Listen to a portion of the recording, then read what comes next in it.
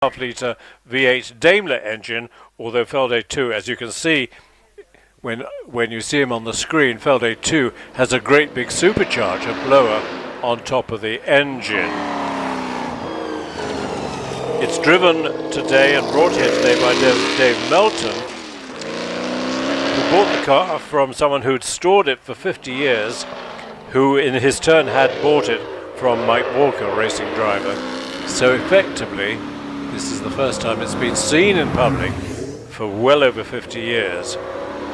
Peter appeared in 1963 with Felday 1, and over the season was so successful he won the British Hillclimb Championship that year, and he so impressed people that he was offered a season driving the Ferguson four-wheel drive racing car, with which, for example, Stirling Moss had won the Oulton Park Gold Cup. So he drove that for a season and won with it the 1964 Hillclimb Championship. Then he went circuit racing, and all in all he built 6 Felday specials. We have started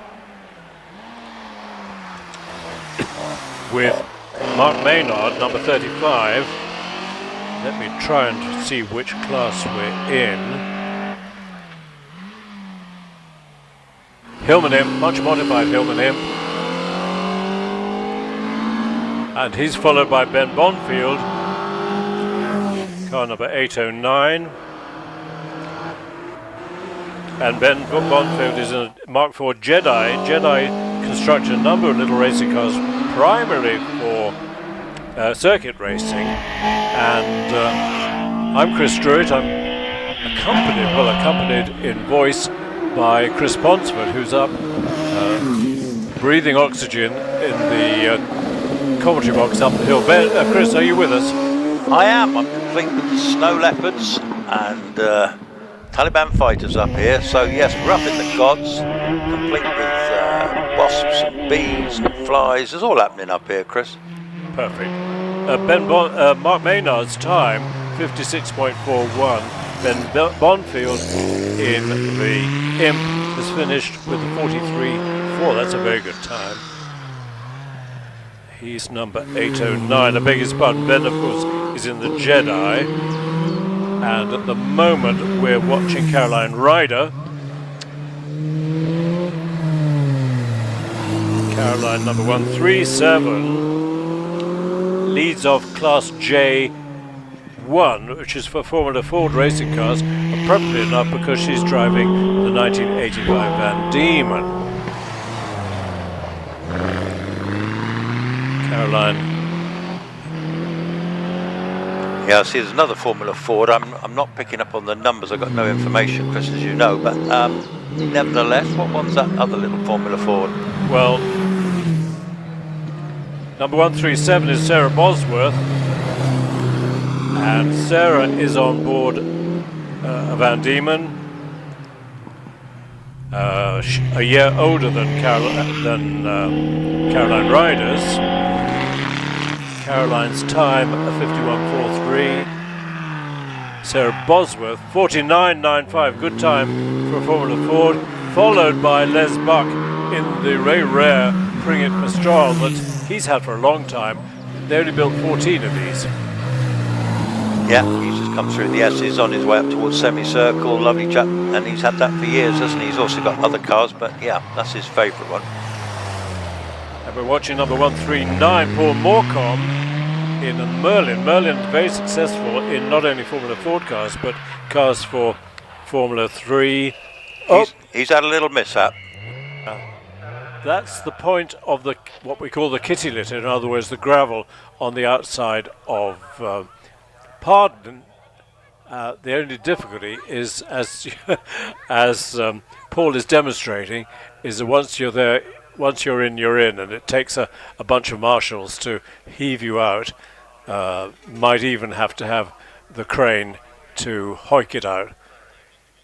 But the one thing we don't want to do is have a car reverse happily out. We'll see what happened. Paul approaches the Pardon, and then brakes locked, made a brave attempt to turn left, but even so, dived into the gravel. And as I was saying, the one thing we don't want to happen is for someone to reverse out and bring a whole lot of gravel onto the track. It looks as if it's sitting on its under tray, and the rear wheels are effectively up in fresh air, and so not there's no ability to drive the car out. The big Tonka toy's on its way up there. I think it'll have to hoik it out. Yeah, plenty of marshals up there, drivers out of the car. I don't think there's any drama. It's just a normal trip into the gravel. Didn't actually hit anything, so that's all good news. So it won't be long, Chris, will it, before we're back in business? And it was in relatively gently, so it won't have we won't have gravel inhaled by the engine, I don't think. But the Tonka toy, it's been a bit busy this morning, but it's a very efficient way of hoisting a car back out again. Well, the good news is it's nice and dry. There's a bit of sunshine out now. We've got good views around these magnificent hills around us, which is a fabulous place to come motor racing. We've got some beautiful machinery here this weekend, Chris, haven't we? We have. We've also got some messages on the screen, which is nice indeed, including one from somebody who's here in person, Milltal165. Hello, we're at the hairpin. Well, we've got a number of hairpins, so I hope you're enjoying that. So cool and fast cars. Yeah, well, Milltal, I don't know if it's your first visit to Prescott, but whether it's your first or your 100th, it's always a pleasure to be here. It is the most beautiful countryside, and for those of you who don't know or watching from overseas and don't know where Prescott is, if you look at a map of England, it's sort of in the middle and slightly to the left, near the city of Gloucester, the town of Cheltenham. Oh, look, isn't that magic? We get a map, and we dive in our spacecraft to just above where the Bristol Channel goes into. And this is where Prescott is. And the start is down, blue line, bottom right, sweeping bend after the bridge, and we've got a timing beam at the bridge. Wonderful left-hand corner called Orchard Corner, which Sterling Moss always said was his favourite corner, into Ettores hairpin, right-hand hairpin, which was introduced to Prescott in 1959. Prior to that, cars used to turn smartly to the right just after the bridge. Then, after Ettores, slight downhill and then rush forward and up into Pardon. Left-hand hairpin along the top. Looks fairly straight, but it isn't. It's a sweeping left, sweeping right, and sweeps itself into the S's. And the S's is where lots of activity happens, because it's a very deceptive and difficult left, right, left, and it's difficult to get it right.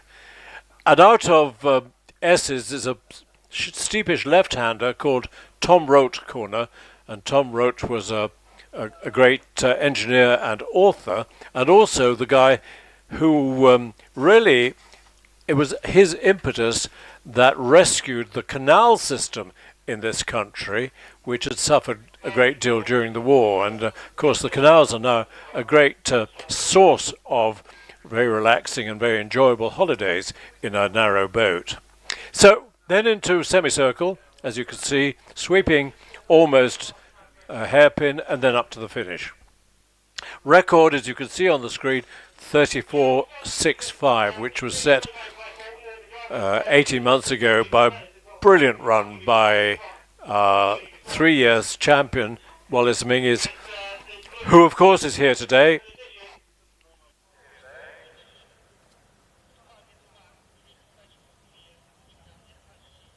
So Paul's Merlin is hoisted out of the kitty litter at Pardon. There were times before the gravel was deep enough when people would go whizzing straight into the Armco, and considerable car damage ensued. So not only deep gravel but recticel, what would I call the recticel barriers, to make sure everybody stops. That corner down below me, that orchard corner that Sterling Moss was particularly liked, was that there then, Chris? Because when the Tories was built, you mentioned to me last time the Tories was a sort of a later addition, wasn't it? Well, half of Orchard Bend was, you can see where the track emerges, that's the old track merging into the new one, and if Steve's on that camera, he might be able to focus on the entrance to Orchard. But basically, 2/3 of Orchard Bend going right has been there since Prescott started, but in 1959 it became a much faster, much more sweeping left-hand bend up to Ettores. And that Rolt's corner, was that reason? Did he live up at the top of the hill in one of those houses, or what was that? Tom Rolt found Prescott, and he found it when the estate was for sale, and of course this, what is now Prescott Hillclimb, was the drive up to the big house at the top of the hill, and the whole estate came on the market, and Tom told the senior people in the Vintage Sports Car Club, and they got all excited and came and had a look and agreed that it could make the perfect hill climb, but unfortunately the Vintage Sports Car Club didn't have enough money to buy it. So they got on the phone to their wealthy young friends in the Bugatti Owners Club, who came and looked and said, yeah, we've got to have it. So the Prescott Hillclimb belongs and is the UK base of the British end of the Bugatti Owners Club. And so we have lots of events here at Prescott. We've got Tom Reedinger sends us a message. Bugatti cars are built 10 miles from my home in Molsheim. Interesting. Molsheim is on the border, on the French-German-Swiss border, right down in that sort of triangle. And of course, Bugatti cars are now, well, I don't know if it's co-owned or totally owned by Monsieur Rimac. And Mr. Rimac does a lot to help builders of electric supercars, hypercars, and he builds his Rimac cars himself. But last year, the Bugatti company, which belongs to the Volkswagen Group, decided that things would be much easier if they asked Mr. Rimac to take over the responsibility for Bugatti cars, and he's got a lot of good plans for the future of Bugatti. Up to now, we're talking about the Bugattis which have been built during the Volkswagen era, not the Bugatti cars that started in about 1913 and built cars right up to 1947-48. But thanks, Tom. Message from Matt Davis. Brilliant to see how real cars and drivers go up the hill. I was there for the club day a few weeks ago. Yeah, every now and then we have a club day which enables people to bring their own car, not competitive, but to take friends for a ride up the hill. And it's usually very successful and very enjoyable. We were busy then. We're in action again. And kicking us off is Carol Nichols in the Nike Mark IV, built by her father down in the West Country, who had a good business designing and building space frames. And not only did he build his own cars, which were all called Nike, but he would, if you bent your Lotus or your Brabham or your Merlin or whatever, you could go to Mr. Nichols and say, hey, can you build me a new space frame for this car? Which of course he did. On his way is Charlie Riley, and Charlie is number 141 in another Van Diemen, the youngest Van Diemen that we've got. Van Diemen will probably be the leading manufacturer of Formula Ford cars. And when Formula Ford effectively died, as far as I know, Van Diemen effectively went out of business. On the hill now, David Owen, number 143, the last runner in the Formula Ford class, again in a Merlin Mark 11. Merlin very successful in all sorts of categories. I should mention that this afternoon is devoted to practice for tomorrow's meeting. So, although of course our runs are being timed,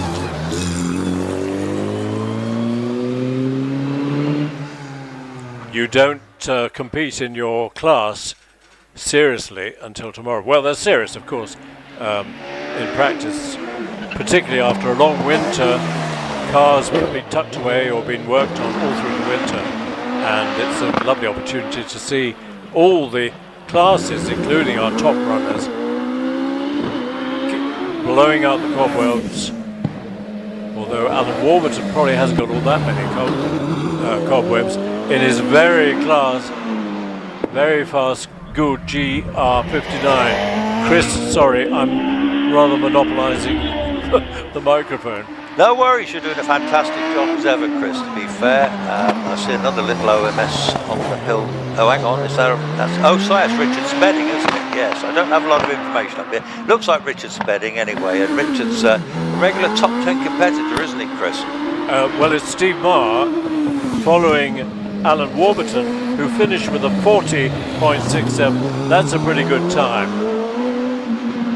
Okay, running out a bit out of order then, are we? Just oh yeah, it chops and changes. Steve Marr finishes with a 41.65 in the GWR Raptor.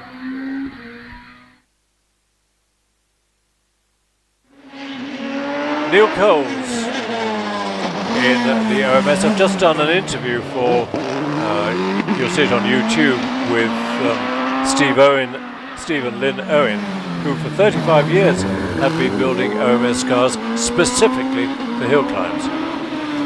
On the line we got Liam Cooper in the Force TA. I always used to accuse this car of being Eau de Nil as a colour, although Water of the Nile is usually brown. But Olivia tells me that this is actually a Fiat colour. You can get your Fiat 500 in this rather pretty duck egg blue. Time, Neil Coles 43.16, Steve Marr 41.65. Who are we watching? We're watching Liam in the Force. Are we getting a Greenham on the line any minute? Not yet.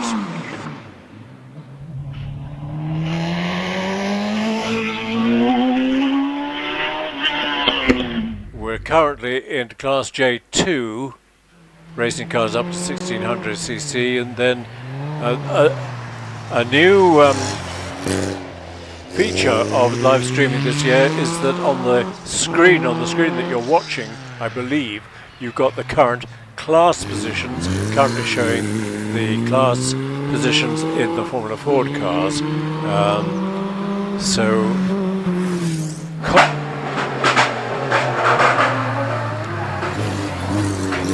Your wish is granted. Here's a Greenan. It's Adam. Ah, the very rapid Greenan brothers. Yes, this is a new car to them last year. Definitely uprated on the previous one. They seem to be getting better and better, smoother and smoother, to be fair. Already on his way round Pardon. They do, and they're very evenly matched, aren't they? They are indeed. Lovely chaps. Family lads too now these days. But yeah, enjoying the hill climbing in a very competitive car. Time, Liam Cooper 44.21, Kirsten Dodd, number 842, I think must have been sharing the Van Diemen, a 52.87. Adam has finished with a 41, disappeared, there it is, a 41.67. Now Robert Capper, he's quick in this very sophisticated Empire Wraith with its beautifully conceived aerodynamics, producing plenty of downforce from about 40 miles an hour. Yeah, he's already going through the S's now, actually, and that's one of the best looking cars here. I love the colour scheme on that one, particularly nice. Yeah, and Robert started in the 600cc class. He's been now moved up the classes and very competitive. Good run in the 40s, 40.37, followed by Darren Gumley in the Force TA. Yeah, got Darren in sight. Yeah, Darren's always ultra competitive, isn't he? And he's got the car running really well. He had a few remnants with it earlier in the season, but now it sounds absolutely on song, and this wonderfully competitive class.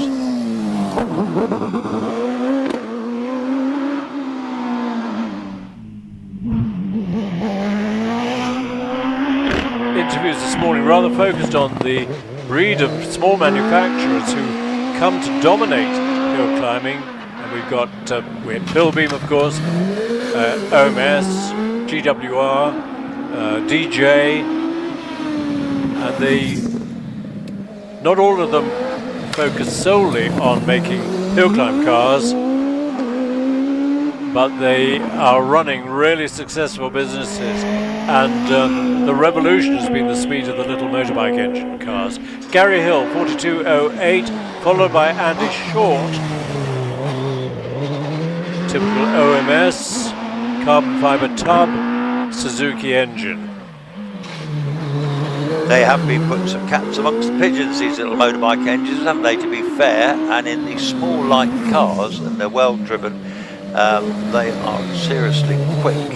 When you think that a 1500 Hayabusa turbocharged can produce getting on for 450, 500 horsepower in a car weighing only 300 kilos or so, is unbelievable. Andy Short, 43.2.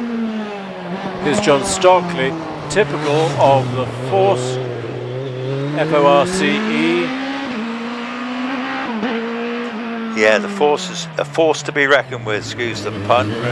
Yeah, this again, we're in the 1600 class, and nearly all these are bike engine cars, to be fair. Most of them Suzuki Hayabusas, and in the 1 litre class, they've got the GSSX Suzuki engines. And on the line is David Warburton, 9th in the HillClimb Championship in the GR59, which is such sophisticated engineering, particularly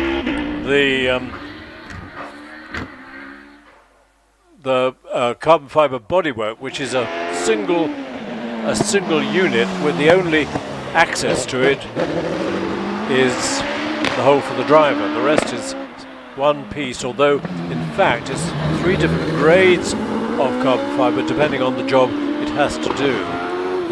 But to get to the engine and gearbox, you go in from underneath. David, 27.92 at S's is quick. This will be probably just about 40 seconds. 38.56, excellent run.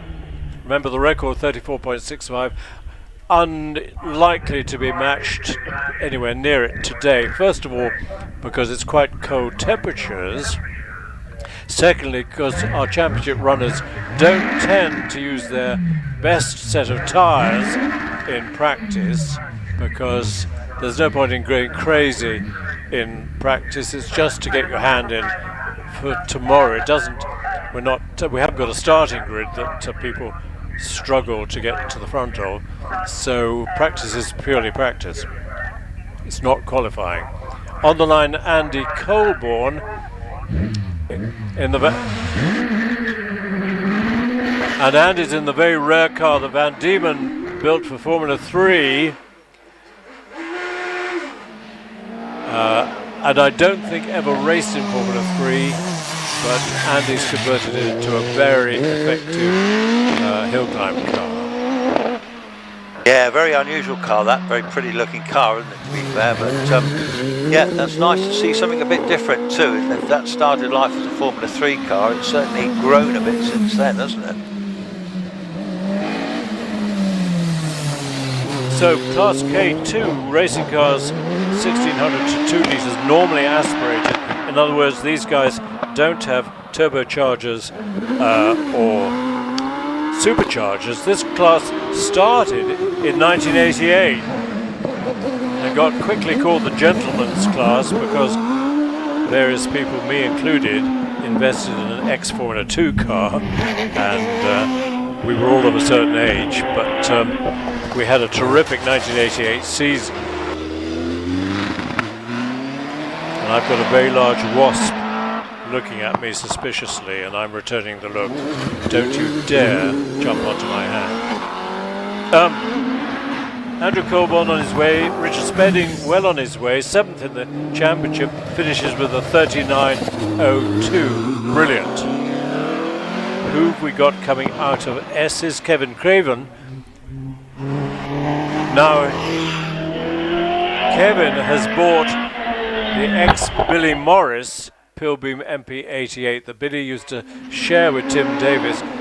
Billy was same age as the ERA R4D. I think he was built in 1936, and unfortunately Billy's not too well at the moment, and we haven't seen him at a hill climb for a while. But it's great to see his Pilbeam car being well used by Kevin Craven. And who's driving 857 is Jonathan Evans. Isn't that the ex-Bill Morris car? That yeah, one? it is indeed. Yep, it is. Quite a history car. It really is. He was a lovely guy. Is a lovely guy. He's he had a trip up Shelsley Walsh last year, I believe, Bill. Someone drove him up. Yeah, that was lovely to see. Oh, good. I'm glad. Good time by Richard Spedding at 39.02. Kevin really feeling his way with the Pilbeam, 47.36. But coming out and up to the line is another, I think, 846. Yes, it's another green, and it's Andrew this time. What did Adam do? We've lost that off our screen for the moment. I don't know if that was Andrew having a full start, because the engine revved and nothing happened. Oh dear.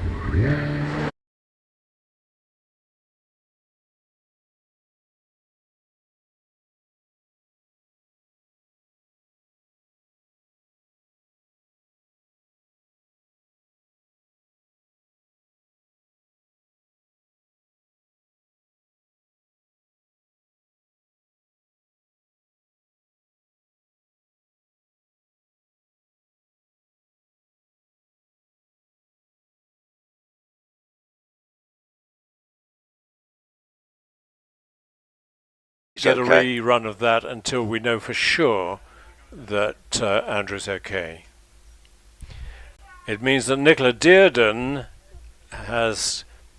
is being reversed away from the line, and it may be that we'll have to get the Tonka toy out again and hoist Andrew's car on the end of the crane.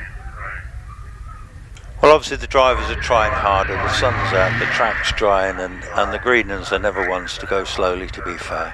So, and also the surface is pretty cool.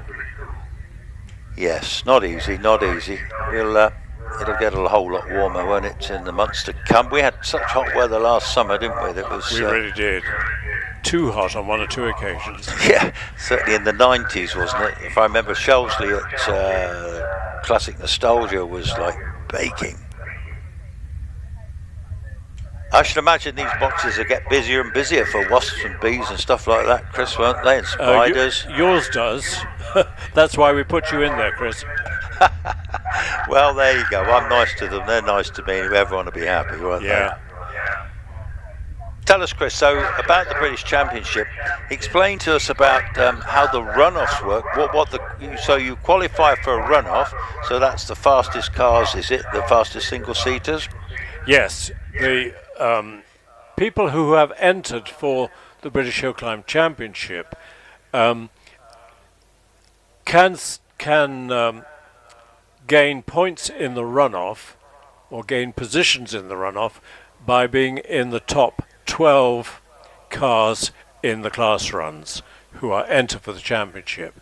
And then twice on tomorrow we will have the top 12, those cars, doing the runoff, which is the competition for the British Hillclimb Championship.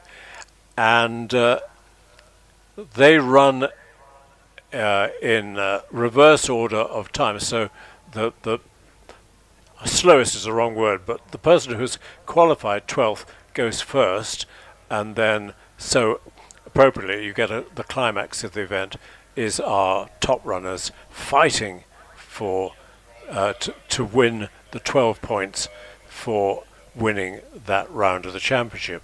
I don't think I'm being very articulate today, but I'm sure you know what I mean. So tomorrow we will have round 1 of the British Hillclimb Championship at lunchtime, and round 2 towards the end of the meeting after the class runs. Which, to be fair, I don't know about you, Chris, but runoffs are the pinnacle of the events all year, aren't they, really? That, you know, last year it was exciting. The championship went all the way up to Loughton Park, virtually the last meeting of the year, and it was only resolved then. But this year we haven't got a clue who's going to win. We've got Alex's, well, the newest car would be Will Hall's car, but it would be a monumental effort to get that car into sort of top 5 in its first season, I should have thought. Will hasn't had a lot of luck with his previous car. We're hoping that Will turn up this afternoon. I haven't seen him, but that's a new Goodwood GR59, which will add to the number of GR59s that we've got, both in the unlimited engine class, but also in the up to 1600 class. You've seen David and Alan Warburton in their version.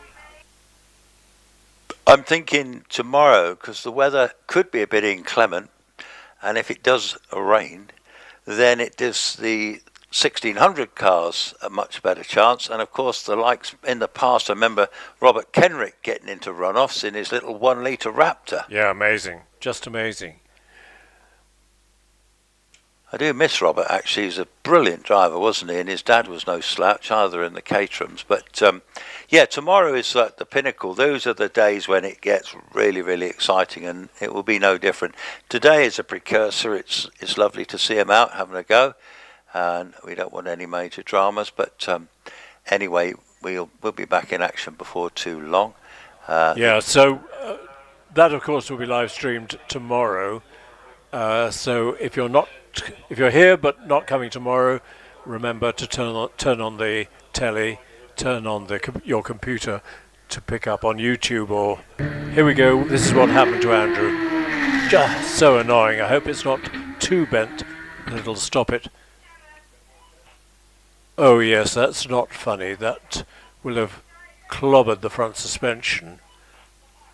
I mean, the amazing thing is how quickly these guys can mend their cars, as long as, and of course if it's a carbon fibre tub, they very seldom get chipped or bent, unlike the old days of space frames, which took a lot more mending.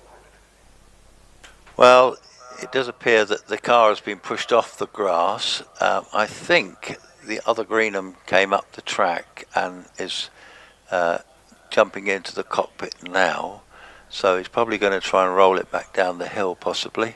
Hopefully there's not too much damage. It was more of a sideways impact, Chris, so you never know. Never say never. Cars can be repaired, but obviously we're more concerned about the driver, but I can't see the driver there at the moment, so I think he might have probably gone off in the medical van just to check he's all okay.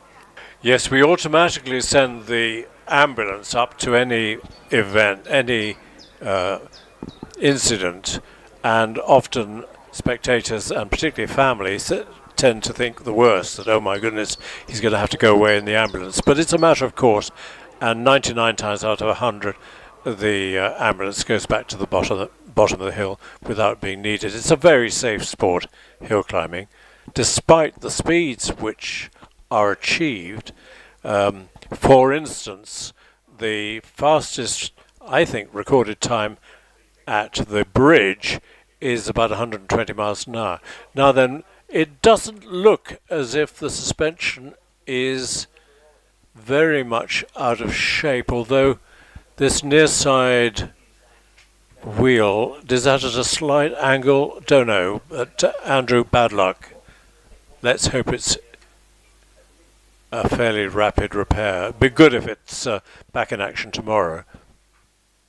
Yeah, the Tonka toy's going back to bridge now. There's the little course car, the little Mini, and I think we'll be back in action. He's just rolling back down the hill towards you now, isn't he? Nice and slowly, and hopefully, as you say, not too much damage. The course car will complete its journey up to the top of the hill, just checking everything's fine. James, nice to hear from you. The coverage is just superb. Positions in class on screen is fantastic. It is. Well done and thank you. James, if it was you at Goodwood last weekend, you had an exciting time when the front tyre parted company from the Romano Curtis in the SF Hedge race. So James, if that's you, you gave us a lot of excitement. For those of you who don't know what on earth I'm talking about, last weekend was the Goodwood members meeting, at which we have a race called the Edwardian race in memory of a great driver called SF Selwyn Edge, and the cars date back to 120 years to 1903 Mercedes, and the youngest car is exactly 100 years old, 1923, and everybody, when we first did the SF Edge Trophy race, people were expecting these ancient cars to do a nice gentlemanly parade round the track. Not a bit of it. It was fearsome racing, and last weekend,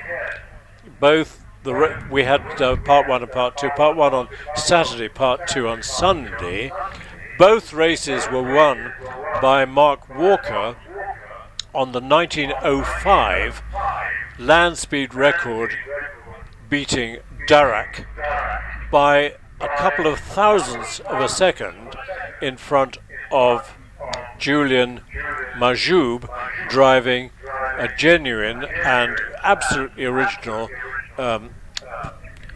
Peugeot raced at Indianapolis. I beg his pardon, not a Peugeot, Sunbeam, raced at Indianapolis in 1916, and the racing was fast and furious. Did you have dry weather down there, Chris, or did they have to contend with wet weather? Saturday started damp, drizzly and cold, very cold, but pretty soon the rain stopped and it began gradually to warm up, and mid-afternoon, out of the cold wind, it was lovely. It was like a late spring day, which is what it was, of course. And the members meeting, is that actually open to public to go and view, or is it? No, it's for members only. Members of the Goodwood Road Racing Club. Plus, they 4 or 5 years ago, they started something called the Goodwood Road Racing Club Fellowship, which effectively was you in the queue to be a full member of the GRRC. And much to our surprise and delight, the commentary team were each given members of the fellowship. You said the commentary team is changing down there. You've got a younger crew, is that correct, Chris? We have, yes. Well, in a sense, we have. There was a new broadcast contractor came along at Goodwood and immediately changed the commentary team, which is a shame because after about 6 years we just about got it firing on all cylinders. But to their great credit, after they've been doing it for 3 years, they've pretty much got it sorted out, and they've added, for instance, there's a young lady called Alice Cooper, who is a current racing driver and a successful one. And she suddenly turned up, and we didn't know who she was, but she did a brilliant commentary job. Yes, you've been going down there years. I remember last time you were telling us a story about Emerson Fittipaldi when you were doing interviews down there. Yes, that was in 2005. Suddenly, I'd done some commentating at Prescott and Shelsley and places like that, and all of a sudden, my heart nearly stopped. It was Goodwood on the phone saying, "Come and talk to us about commentating at Goodwood." And so, since 2005, I've been doing a combination of commentating and interviewing people, the rich and famous and great and good for Goodwood Radio. We have a 2-hour radio program that starts at 7 in the morning, which is 5 of us just sitting around a table chatting, and until action starts on the track, and another 2 hours in the evening. So it's quite a long day, but so enjoyable. You were telling me about Emerson Fittipaldi, weren't you, having a cup of coffee? Yeah, well, my 2 big fears when I was given this job was for interviewing was that, first of all, I wouldn't recognize anybody, and secondly, they would tell me to shove off if I asked them for an interview, and nobody ever has. And the first one I ever did was Emerson Fittipaldi. We were sitting in the Drivers' Club, and I said, over on a table, I said to my friend Nick Upton, "Look, that's Emo." And he said, "Go and interview him." And I said, "Oh, I can't do that. Go, give it a go." And Emerson was absolutely delightful. He was lovely. And most people are. Now, we've just had a message up on the screen again from James Baxter. Richard, if we could get that back briefly, it tells us what happened to the Romano tyre. Romano just needs a new tyre and tube. I was very fortunate, cheers, says James. If you look on the telly for a rerun of, I think it was Saturday, Goodwood remembers, you'll see a replay of James in this Edwardian car losing the tyre off its front wheel. Luckily it came to a halt quite safely on the rim. Now I see a car on the hill, Chris. Is that Nicola Dearden? Yes, it is indeed, in the Dallara, which she has competed in for a long time. I think it's got a Vauxhall engine in the back, 2 litre. You're absolutely right. I was chatting to them earlier. That's exactly right. The Dallara is an Italian manufacturer, made loads and loads of cars over the years, haven't they? And they did a lot of work in F2 and F3, didn't they? Dallara really,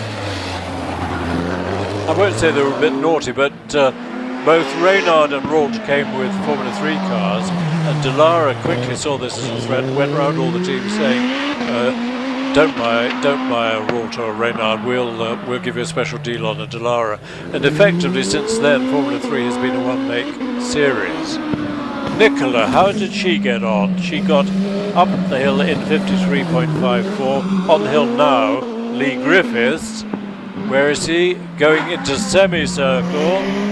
And he's followed by Einon Price, number 160, who is always extremely quick. Einon, ex-Welsh rally driver, still living in Wales, got a busy business over there. Yeah, this one's Hayabusa engine, this one. He loves the wet. If it's wet tomorrow, Einon will be certainly one to follow, as will Lee Griffiths. It gives them a lot more chance when it's wet, competing against the sort of 700 monsters like Wallace Mengus has got. Well, Lee has finished with a 40.93. Einon, this will be quick, this will be in the late 30s. It is indeed 39.39. Not bad. Simon Barnwell, Formula Renault Tartus. This is this Simon? Yeah, looks like Tartus, built in France for Formula Renault circuit racing. Nice car. Yeah, look very nice. Very high quality engineering. He's followed by Mike Dragoning up from Cornwall in the Pilbeam MP88. Mike's first run here this year. He came last time, but the weather was a bit mank, so he didn't bother. But anyway, this is a lovely old Pilbeam, this one here. This is a 2-litre engine in this one. Michael's a long-time competitor, lives in Padstow, mate of Rick Stein. In fact, he rents a unit to Rick Stein. How about that? Yeah, nice house down in Cornwall. Gets a bit bothered by all the crowds of grockles in the summertime, but he's going to finish 44.08. Remember, similar MP88, the ex-Billy Morris car we saw a few minutes ago. Now then, Mike Goding has left the line, although the screen doesn't. Yeah, I've got Ian Tucker with me at the moment by the look of it. He's another resident from Cornwall. He's in an OMS, the white OMS, and I think he comes up, he's a big mate of Michael's, because obviously they're close neighbours. Oh, bit of a moment around semicircle. Time for Mike Tregonning, 44.08.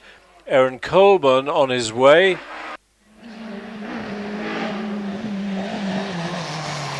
Yes, that's in that lovely Van Diemen, isn't it? Which again is very unusual, looks absolutely tremendous. And it's father and son, isn't it, the Colburns? Yes. Why aren't they in the... They are indeed. This is the Van Diemen.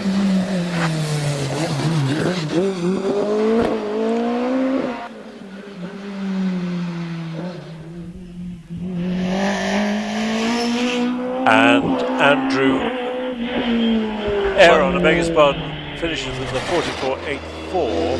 He's followed by Jonathan Evans, number 857, sharing the MP88, the ex-Billy Morris car, with Kevin Craven. Yep, nice car that one. That's got a Millington 2-litre in that one, which is used extensively in rally cars and escorts these days, Millington engines. Very well built up in Bridgnorth by Mr. Millington. Well, Jonathan Varley, now this is the story. This blue car started life, built up in Scotland by Graham White Jr. with a Arrows Formula 1 engine in the back. And it made a lovely noise, but it was a nightmare to run because the engine didn't agree with the gearbox. And so Graham chucked it into the corner and said forget it. But now it's got this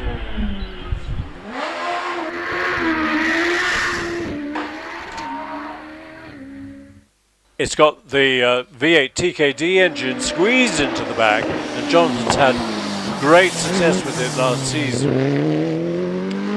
Yes, is that Kelvin Broad by the look of it, that little black force, isn't it, on the hill? Is that Kelvin? You're absolutely right, number 166, it's Kelvin himself in... Yeah, just on his way, he's always a regular quick competitor, comes from Devon, does very well at Wiscombe and areas like that. We're into Class K2, racing cars up to 2 litres with supercharger or turbocharger. Off the line goes John Chalmers, who's getting quicker and quicker, 92 through the trap. Jonathan Varley, 98, and finishes with a 39.51. Yeah, John Chalmers, he's got a 1420 Suzuki turbo engine in that, and it pushes out about 450 brake horsepower, which is extraordinary. Amazing, and incredibly quick. And he'll be a contender for the runoffs tomorrow. Now we've got Jason Tunnicliffe on the line in this lovely Empire Wraith.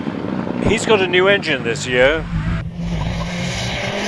1300 turbocharged, producing something like 450 horsepower out of 1300cc. Unbelievable. It is actually. That is a gorgeous little thing. That one, as I say, 1300 turbocharged engine. You just can't believe that it can produce 400 plus horsepower. But is this not Zach Zamet's old car? Well, it might still belong to Zach because he does tend to share it out among people. Toby Moody had a share in it for a while. John Chalmers, slightly not as quick as I would have expected with a 43.06, but of course there's no point in going crazy in practice. Meanwhile, Jason Tunnicliffe's time, 41.55.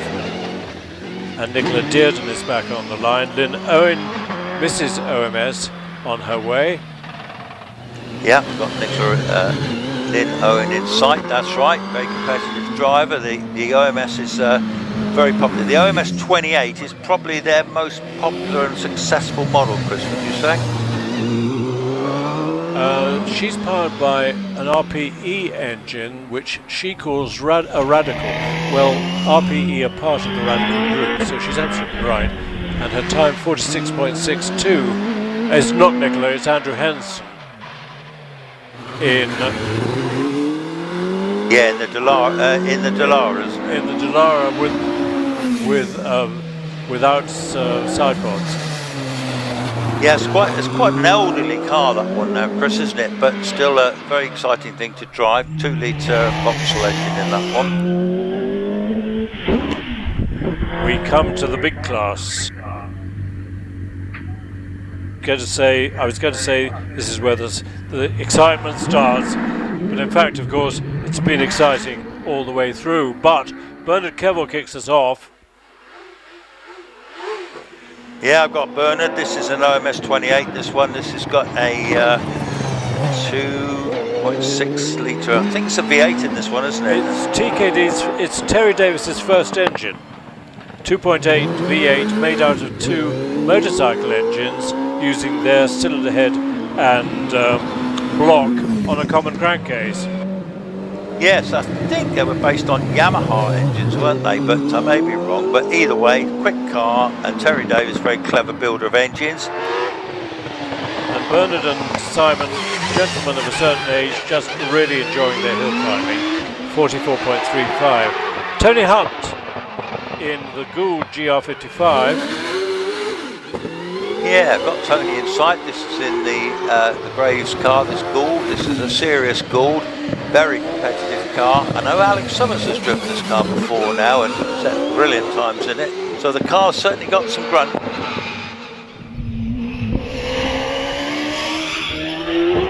I right that Terry Graves is back in it for the first time for a while? I'm not sure. Coming to line though comes, well, is it Graham Wynne or is it Scott Moran? Black helmet would be Graham Black Wynne. helmet, Graham.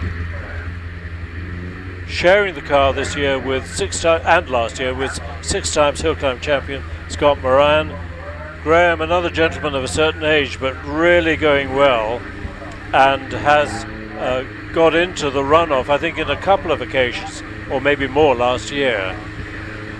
We got a time for Tony Hunt of 43.46, Bernard Kevill 44.35.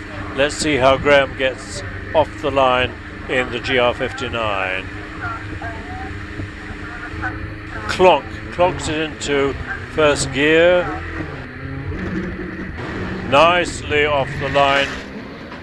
2.33 for the first 64 feet.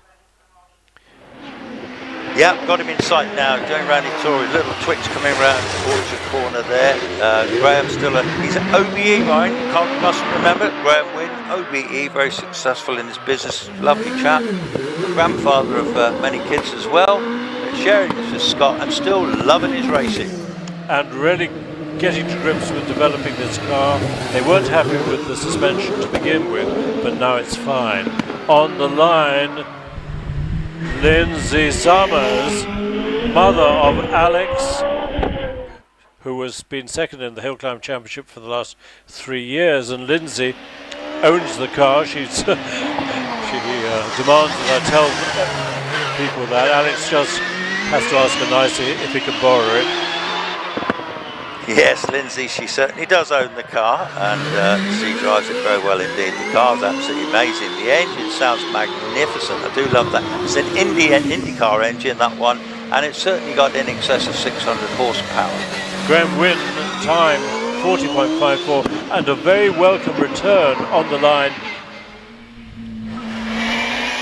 is Sue Young, back in this car for the first time for a number of years. Yeah, the engine's been completely rebuilt by husband Derek. Oh, well, he's had it rebuilt, installed it back into the car. This is an older Gould, but they used to drive this with great gusto, the pair of them, didn't they? And it's wonderful to see Sue back in action. It is. 4-litre Judd in the back of it. They're busy breeding horses at the moment. I think they've had 2 foals in the past week. And there's a nice picture on Facebook of Carly, Sue and Derek's daughter, with their new lovely young little foal, 2 days old. Off the line, Mr. Gould himself, Sean, was record holder here for a while in the lovely GR59, sharing of course with Matthew Ryder this year. 96 under the bridge. Yes, got him in sight. Fantastic. Absolutely storming up towards Pardon, that car.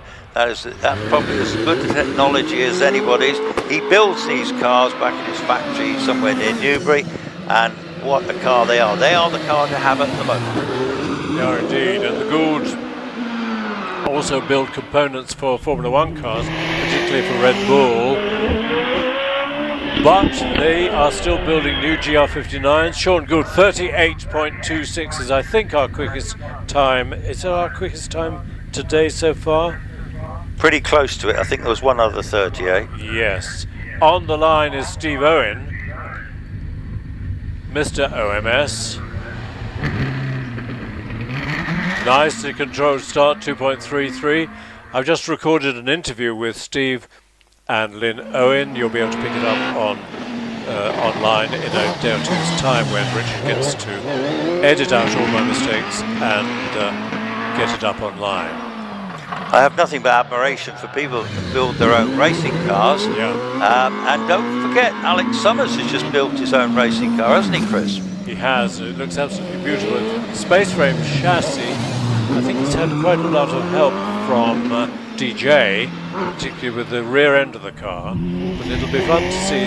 It's not a replacement for the Firestore, but I think it's for Lindsay and Debbie to have some fun in. Steve, 41.93. Yeah, he mentioned to me this morning, I think Richard's going to have a go in it as well. So, oh, good, yeah. Yeah, that'd be fantastic to see. And that'll be 3 of them fighting over it. Yes, I think so. And I think actually the car will be very competitive. We had a nice meeting last year here where 3 members of the Summers family were all competing together, which I don't think has happened before. I think there was 3 Summers in the runoff. Yes, you're right, it was. Which 3 would that have been? Richard, Lindsay and Alex? Yeah, I don't know if Debbie was out that day, I'm not sure.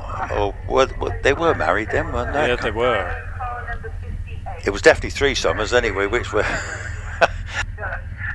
Do you know, I've got the HillClimb, the book of the history of Chelsea Walsh, signed by its author Simon Taylor, and he signed it and he said only 2 pairs of brothers have got fastest time of the day at Chelsea Walsh. Oh golly, my brain is gone. But one of the pairs was me and my brother. He got it in a Lotus 30, which was a Lotus Can-Am car, and I got it in a Formula 2 March. So you had fastest time. Was that in the 762 March, Chris? 782, yeah. One of my favourite ever cars. It was a lovely car. Beautiful, beautiful, beautiful. I wish I still had it, because all of a sudden it's worth a fortune, whereas when I tried to sell it 10, 12, no more than that, 20 years ago, you couldn't sell it for love nor money. I swapped it for a Lotus Elise. Yeah, I remember you telling me that story last time we worked together, and yeah, I mean, as I say, how times change, how we all wish we still had stuff we had years ago, but we don't, so that's it, it's history now, isn't it? I've remembered who the other pair were. Boscher Jones, the Boscher Jones brothers. Not familiar with those, so I bow to you. Well, we're talking the 50s, when you were probably just a twinkle in your father's eye. Well, I certainly was a young man in the 50s, that's a fact. But, you know, like yourself, I'm not in the youngest of years these days, but we do bring experience and a bit of knowledge, don't we? We do, and on the line is another gentleman of a certain age, Simon Andrews, sharing, of course, with Bernard Kevill in the OMS 28, powered by the TKD V8. I think you're right, I think built out of 2 Yamaha 1400cc bike engines. Nice start by Simon, 2.23. Yes, he shares this with Bernard Kevel, as you say. They both enjoy their racing. In fact, last week in Shelsley, they were racing in Formula 4. Yeah, they had a Formula 4 out, so quite threw me to start with. But anyway, already making nice progress up round Pardon, and loving their racing. Car looks great, and they're doing great.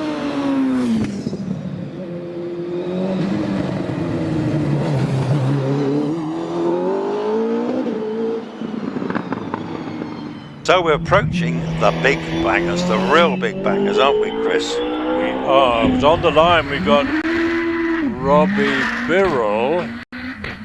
No, we haven't. We got William Lothridge.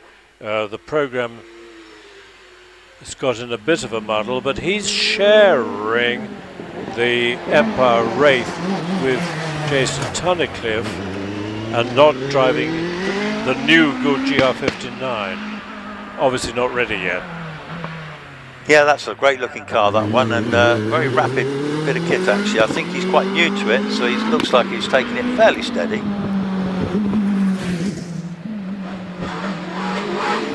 He's on his way through the S's. He's followed by Terry Graves. Here he is in the GR55. That's got a Cosworth XD, the X-Indy engine. Turbocharged taken off, running on petrol rather than methanol. William Lothridge, where has he gone? 51.17, so feeling his way in the shared car. On the line is number 174, which is Jack Cottrell, one of our new hot shoes. You might have seen the interview I did last year with Alex and Matthew Ryder on the theme of new young hot shoes coming in. Well, Jack Cottrell, very much a new up-and-coming hot shoe in his lovely, well, we could call it a DJ Dallara. Dallara responsible for the tub as far back as the driver, but all the rest of the car is DJ, except maybe the front uprights of Dallara, but a lovely concoction between Dallara and DJ. In fact, it's surprising how many Formula 3 Dallara tubs have been turned into hillclimb cars. An upcoming star is young Jack, very modest man, a lovely chap. We're replaying something and we've got a red flag out, so someone had a whoopsie at the semicircle. No, oh dear, Pheasant very nearly met his maker. Absolutely on the finishing line. Here we go. Wow. Oh, that time I'm afraid it wasn't sensible enough to get out of the way, and it met its maker. Unfortunate for the Pheasant, but I hope the driver's okay and the car's not damaged in any way. I think it'll be okay. Of course, pheasants, they're Chinese immigrants, aren't they? Well, there's certainly all different species, isn't there? There's some very exotic ones, isn't there? The Lady Amherst pheasant is a particularly beautiful one. And the golden pheasant. They're not very bright, though, are they? They have very small brains. They don't always end up with a good lifestyle, do they? No, as we've just seen. So somebody gets pheasant pie this evening for supper. Bit of roadkill. Just a quick word following after the car on the line. We've got Ed Burgess, not in the Bugatti Type 51, but in the Gould GR55, ex-Tony Marsh, with its V6 Opel engine, which actually is a Cosworth engine, branded Opel for the Deutsche Tourenwagen Meisterschaft, in other words, the German touring car championship. That's the same engine that Alex has put in his new car, isn't it? Yeah, well, he brought that back down off the shelf and shoved it in the new car. It was the first engine that he had in the Firestorm. Yeah, I don't think Mum would be very keen on lending him the engine out the other one. Right. Now then, Jack. Excellent. 2.22 off the line. That's excellent. 96 under the bridge. Yeah, I've got Jack in sight there. That's a great looking car, to be fair. Nice colour scheme. Very unassuming driver, but he's very rapid. I know Alex Summers rates his skills very, very highly, and as this car gets more and more developed, it's already got 600-700 horsepower, so it's not exactly slow with that IndyCar engine. In fact, looking very smooth and good. You're absolutely right. Now then, Ed Burgess has jumped out of the Bugatti Type 51 for this occasion, as he's driving the Goodwood that he acquired, I think, last year or the year before. In fact, it was previously owned by James Baxter, who we've just had a message from about the Romano losing his tyre. And Ed has been tentatively working his way up from doing some Kerber test days, but this is the first time, as far as I know, that he's entered this Goodwood in competition. He was here on the Members' Day practicing, but brilliantly off the line, 2.49 and a 95 under the bridge. Ed doesn't hang around at all, even in the Bugatti. His confidence is growing in this car too. It looks very mean in black, doesn't it? It does. Thoroughly charming chap, and I think he's getting the flavour of this car now, to be fair. Yeah, lovely to see it out. It's lovely to see these old rules, isn't it? It really is. And he's, of course, on the council, or the committee of the Bugatti Owners Club. Here, your sand racer. Yeah, Scott racing in this unique, well, not, I think there are 3 still racing, but there used to be a big part of the Guernsey and Jersey sand racing scene. 6.5 litre Chevy engine. Brutal power in that one, isn't it? He was It really is. throwing it out of Vittoria's just then. It sounds magnificent. I can't imagine what that must be like to race, because it's such a long wheelbase, isn't it? And racing it over sand, my goodness, how exciting would that be? Ed Burgess, 41.68. Scott says you don't realise it's spinning until it's spun, because he's sitting so far forward. But look at that time, 43.39. Excellent. On the line, Matthew Ryder. Sharing, of course, with Sean Gould, 2.27 on the line. Yeah, here comes young Matthew. Yeah, very distinctive helmet in that car. This is a star of the future. He's a star now, to be fair. What a nice young man he is too. Smashing family. Already into pardon. This car is super competitive. He's a very smooth driver. He's deceptively quick. Already got hill records and won runoffs. Well, it's in the family, isn't it? We saw Caroline, his mum, driving the Formula Ford car. This will be quick. 32 at the semicircle. 37.79 puts Matthew at the top of the tree so far. Not that it matters, but he is quickest so far. Dave, you read, isn't it, in the car he shares with Nicola Menges. This is the ex-Martin Groves car that held hill records all over the place. It was in yellow then when Martin was driving it and winning championships. The car is still very competitive. Got a lovely Cosworth V8 in the back of it. It goes like steam. It does. It's quite an elderly car, of course, but hill climb cars have a long life.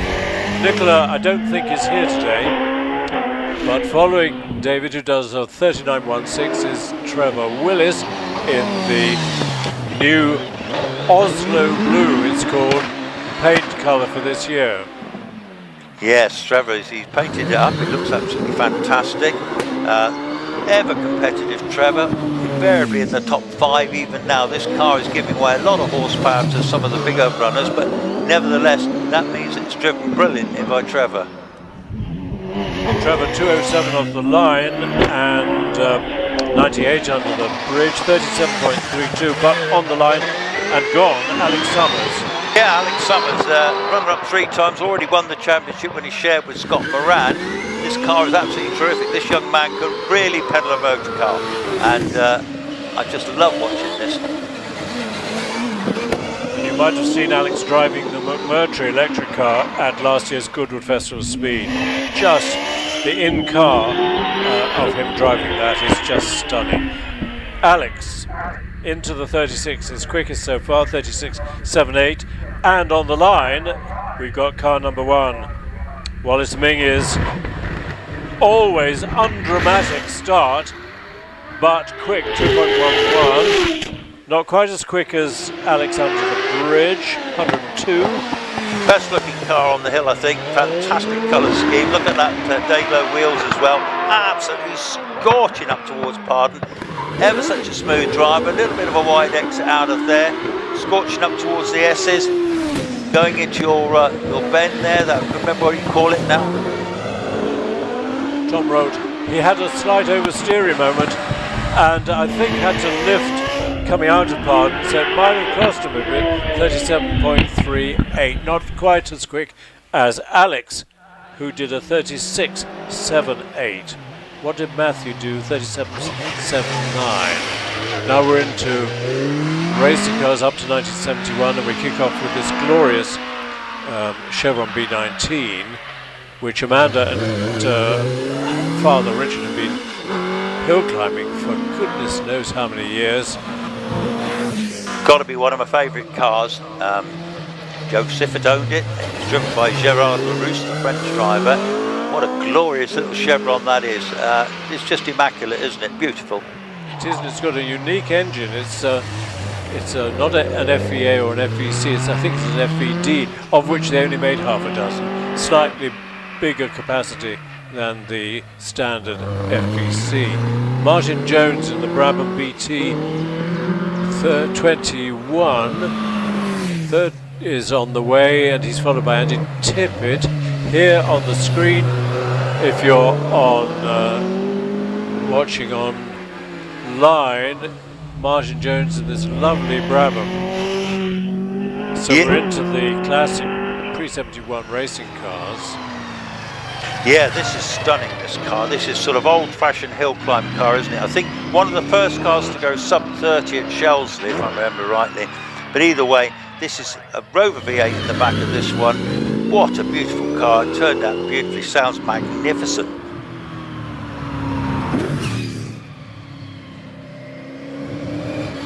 And Martin Jones, 48.82. Andy Tippett heads towards semicircle. Car built for F1 racing but never did, and records a 49.88. Is this young Tom Brown with his mallet? Well, it's dad, it's Richard. Ah, right, okay. Richard, now tell me, I believe, wasn't he HillClimb champion? He was record holder at Shelsley for 8 years. So outright record holder on the hill. Yeah, in a Gould, I think. Brilliant driver, and he's been hill climbing for goodness knows how long. What happened to Andy Tippett? 49.88, and an Abarth, of course, with the bonnet open at the back. Lot of discussion whether that's for engine cooling or aerodynamics.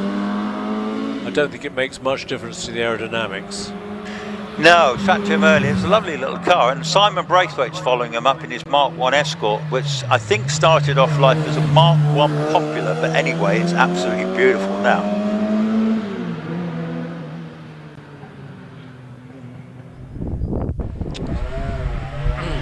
So we're into the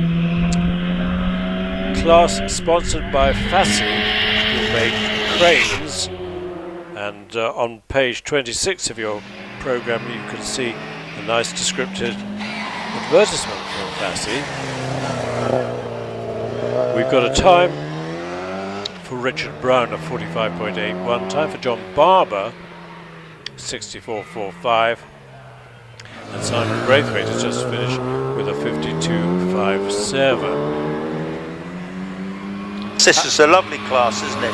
We've got Stephen Akers of the Morris Mini on the hill at the moment, the Mini Cooper S, the 1970s car, and that one's got, I think, a 1293 engine.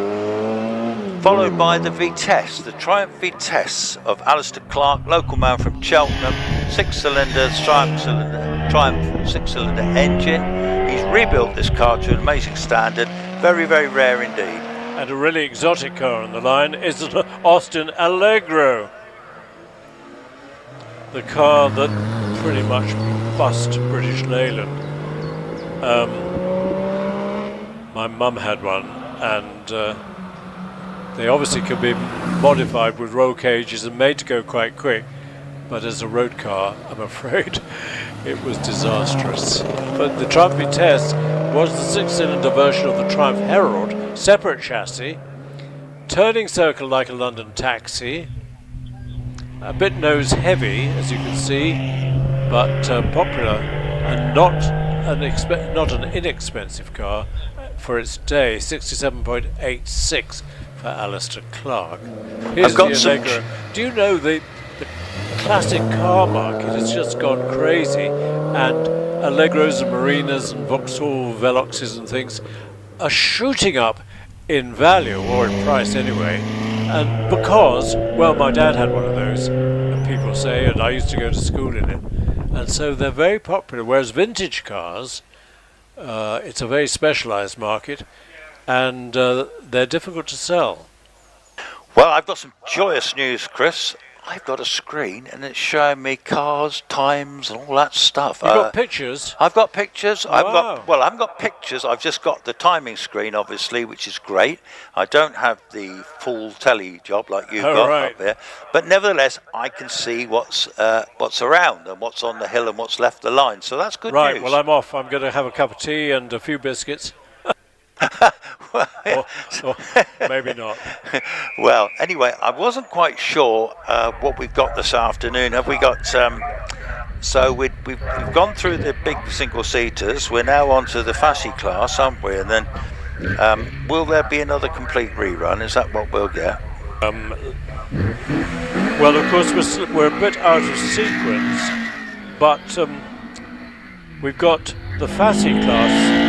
Brings us to the end of practice. No, after the Fassi class, which we're watching at the moment, we've got the Bugatti Owners Club Championship for early cars. 4 classes of those. We've got race cars, saloon cars, and sports cars. Let me see. No, we can't be finishing practice at 3:20. So, who hasn't had a second run? I'll see if I can find out. Well, I've certainly seen, well, obviously Wallace Mengers has been up twice at least anyway, but just on the hill here now, Martin Saunders is his lovely Mark 1, and we had Mark Hobbs before that, and just having a look at the times here now. In fact, I've also got Piers Thine in a nice little mini, little blue and yellow top mini. That's a Cooper S, that one, 1340 engine in that one, so quite rapid. And Minis ever popular and still very competitive on hill climbs. So Mark Hobbs went up in 52.05 and Martin Saunders 53.40 in the 2 escorts. Simon Braithwaite went up to 52.57. So pretty closely matched amongst all the escorts, as they invariably are. But this particular class is a handicap class. Oh my goodness, here, XK120 coming up the hill. Nice, isn't it? That is driven by Ian Beattie. Nice to see a 120 with wire wheels and aero screens, very beautifully preserved, which is unusual because they're very difficult to restore, to get the doors lined up properly, and they did tend to rust a bit, but when they're nice, they're very nice. This one with the engine and suspension modifications, because the road holding, I mean, this is the standard XA120 rode like a ship in a storm. Yes, there's the chevron back on the hill. That must be David George, I suspect, driving that one now. This is Richard. Richard, get it right, Ponzi. Got that one wrong. The first big mistake of the day. It's David's second cousin.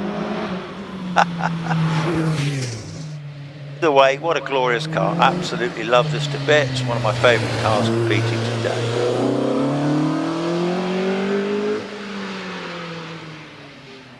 Yep, Richard round semicircle, followed by this Reliant Scimitar number 32. Gary Cox in his well-known Scimitar Coupe. You'll no doubt remember the hatchback Scimitar. I do. Princess Anne had them, didn't she? She had three. It got pitched for speeding on each of them, I think. But they were preceded by the Coupe, which started life with a 2.5 litre engine, a straight six, and then got the V6 Essex engine. There's a very interesting car on the line, which I haven't seen, gosh, for year after year after year. It's Jeremy Rivers Fletcher, who's dug out his dad's go-kart, effectively, the Buckler Bellamy Special. So it's a Buckler go-kart chassis with modifications, and Jeremy's dad, Rivers Fletcher himself, competed with this until I think it got banned for being too small.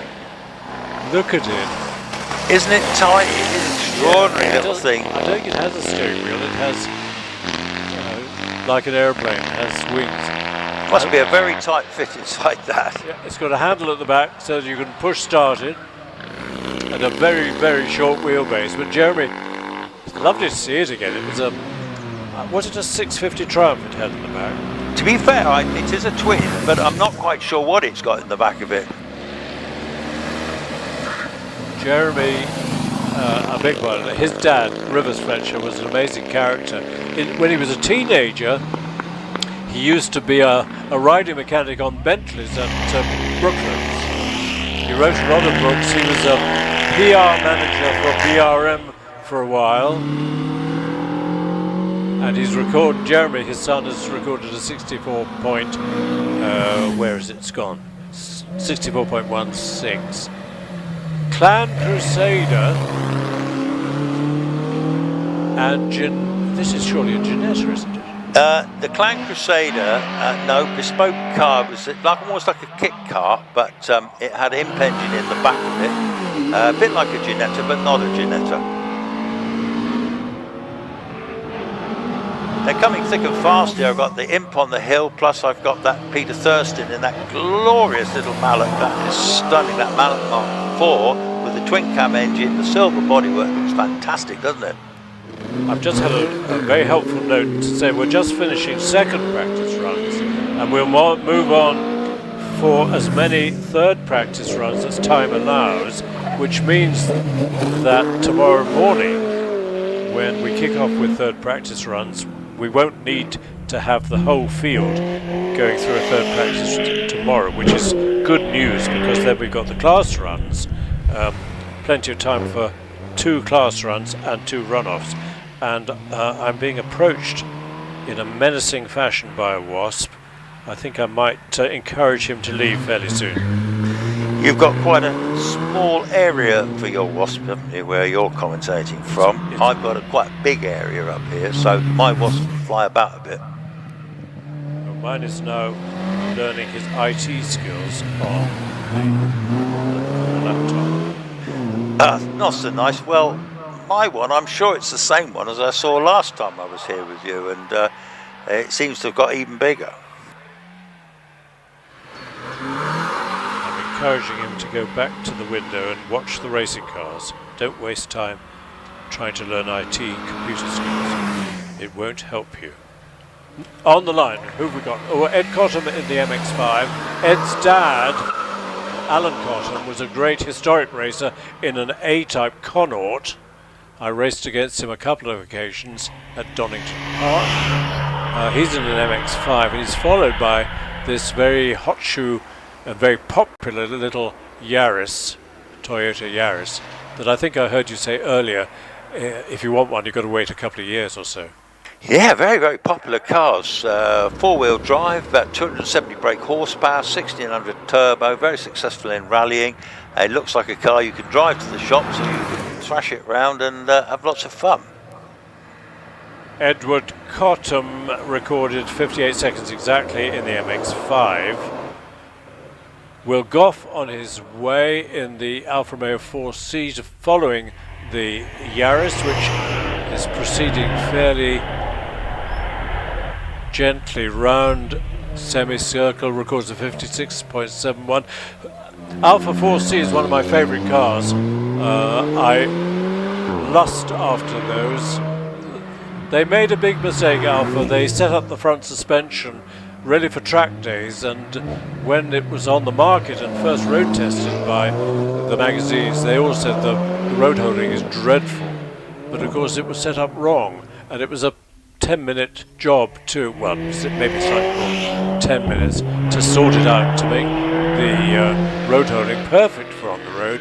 And a consequence was they sold very few and had to withdraw it from the market after not many had been sold. Now, Chris Tabor in the little Riley Special. Nice to see it. In the sunshine, that looks absolutely amazing. It sounds incredible. Great looking car. And such a contrast from the little Renault Twingo that's following it up the hill. Little modern pocket rocket. If you're watching from overseas, this is really Prescott at its best. Sun is shining. The blossom is out on all the trees in the orchard and the paddock. There's competition on the hill. Life doesn't get a lot better than this.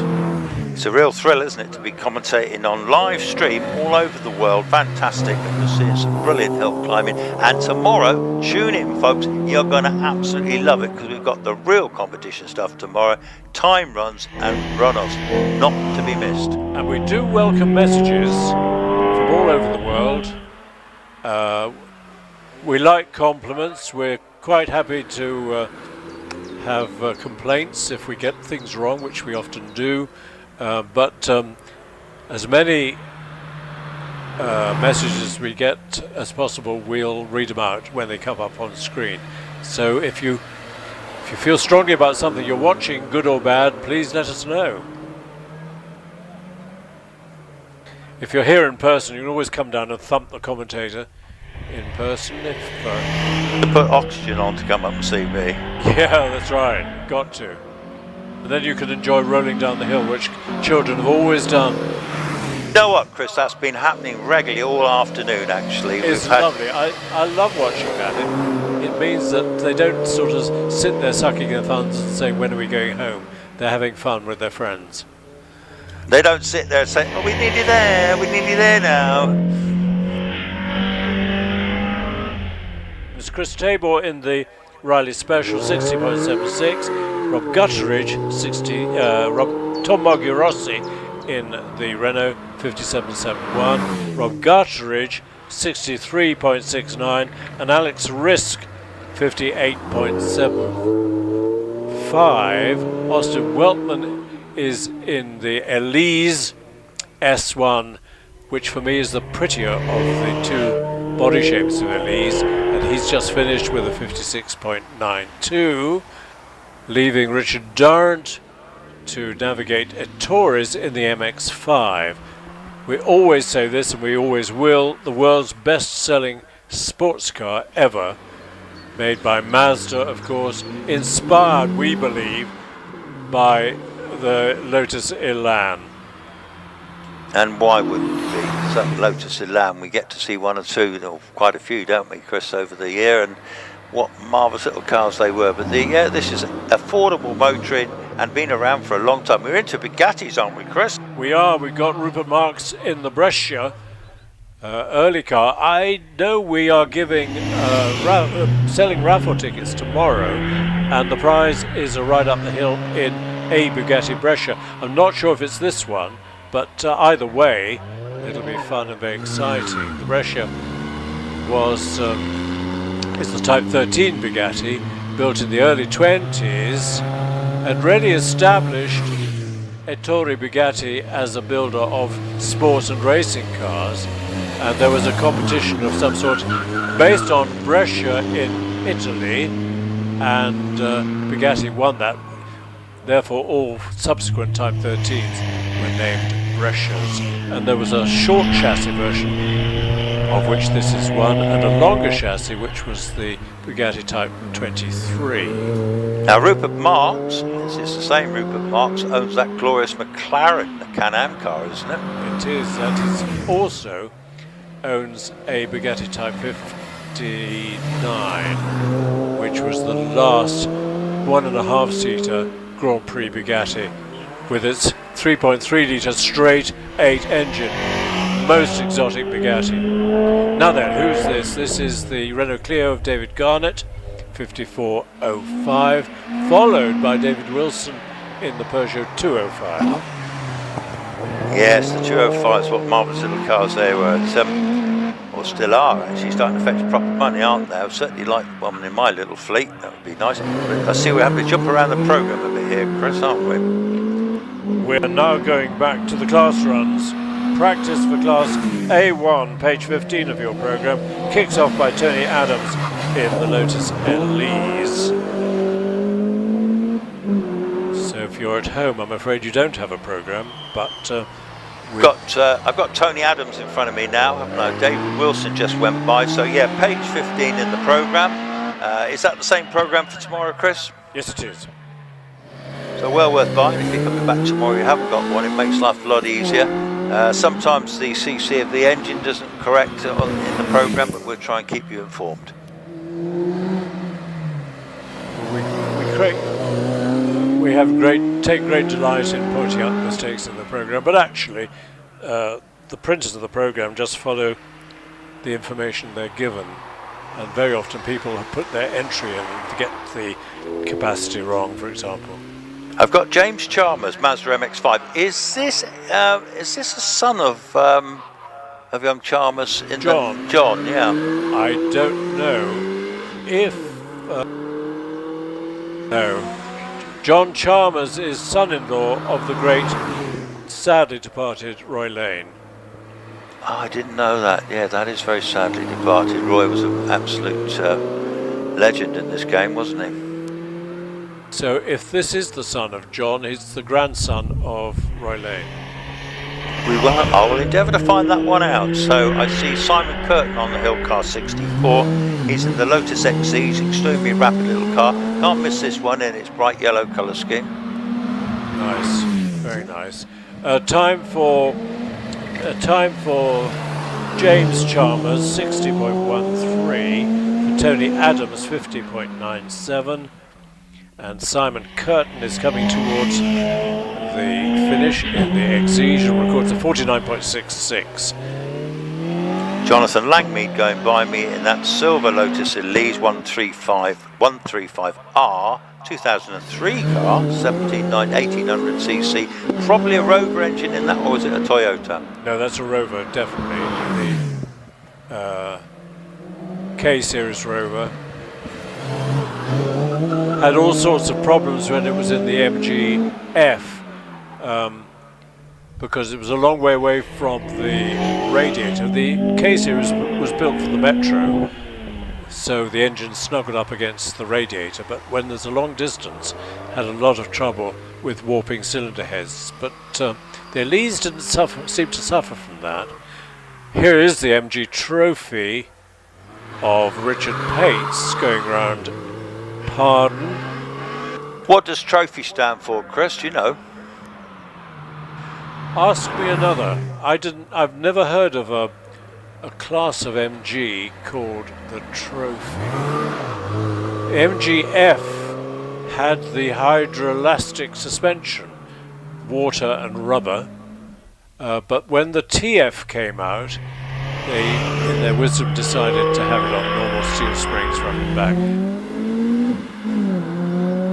The MGF Trophy records a 63.06. And here's Dave Warner into the S's.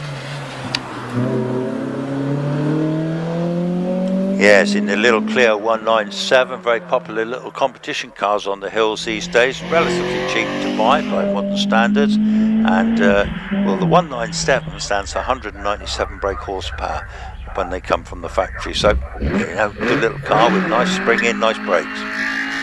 I think this Golf GTI that's on its way is a Mark II rather than a Mark I. So it's slightly more curved and slightly wider than the original Mark I. Yes, you're absolutely right. That one in red, squeals around Ettores, sounding really good. The old Golf's worth lots of money these days, very popular. The Mark I GTI is the most expensive probably to buy, a good one. But the Mark II, particularly the 16 valve, very entertaining little cars.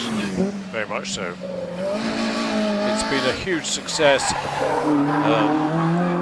I've read various criticisms of the electric one, the ID, is it ID3 or ID4? They've had this crazy idea of having the heater controls and the wiper controls on a screen. You have to prod it with your finger.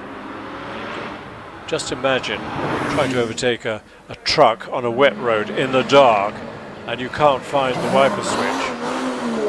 I think VW made a massive mistake there, and the subsequent versions, as far as I know, have a proper wiper switch. Well, we seem to be into a few Porsches now, and I'm always entertained by these. Robert Lancaster Gay, but we've got actually on the hill Philip James, and Phil is driving a car number 71 Porsche GT4. That's because we've moved on from Class A1 to Class A2, road-going series production cars over 2 litres. And the record is held by Rodney Isles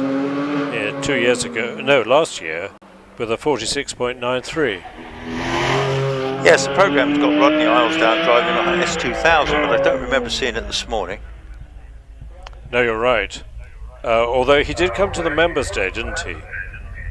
Yes, he did actually, to be fair. So I see Robert Lancaster Gay. He's got a new Porsche this year, hasn't he? And he's due up shortly. We're dodging back to Class A1 because the couple of dual-driven cars, including this one, Ian Richards, in the Renault Clio 182. Yeah, the Clio 182 and the 172 are essentially the same car, but 10 horsepower more in the 182, but a much smaller body shell in this car than the in fact, this is like David Garnett's car, isn't it? Oh, a bit of a slide coming out of Orchard there. He's doing well. Then there was the 192, wasn't there? Well, yes, there was certainly a 197, but I'm just trying to think about the 192. But I think you're right. 192, then 197, and that was the lot for sporting Clios, as far as I know. Great little road cars, actually. I mean, when they come on the hills, they tend to stiffen up the suspension more and stuff like that, and make them quite hard work on bumpy roads. But as they came, the old Renault 2-litre turbo was non-turbo was a lovely car.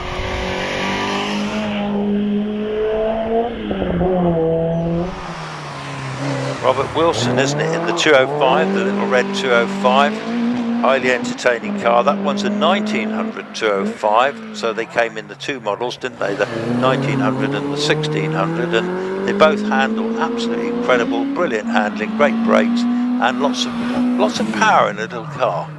Very much so. It's very easy to overcook it on the corners, and you find yourself going backwards through the hedge. But that was all part of the fun. On the line, we got a very hot Cayman,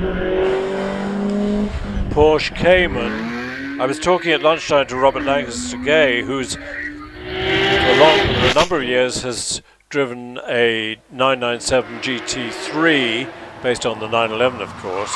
Now he's got a GT4 Cayman. At the moment, it's not as quick as the 997 or 996, whichever it was. But it's getting there. But I think the Cayman potentially could be a quicker car because it's a mid-engine rather than very much a rear engine. Yeah, I'm sure Robert will get to grips with that, as you say. So I've got in front of me now Simon Tarling. That's a good-looking Porsche, that one. Porsche 996 GT3. This is like the The sports version, isn't it? Chris, got a roll cage in it. Yeah.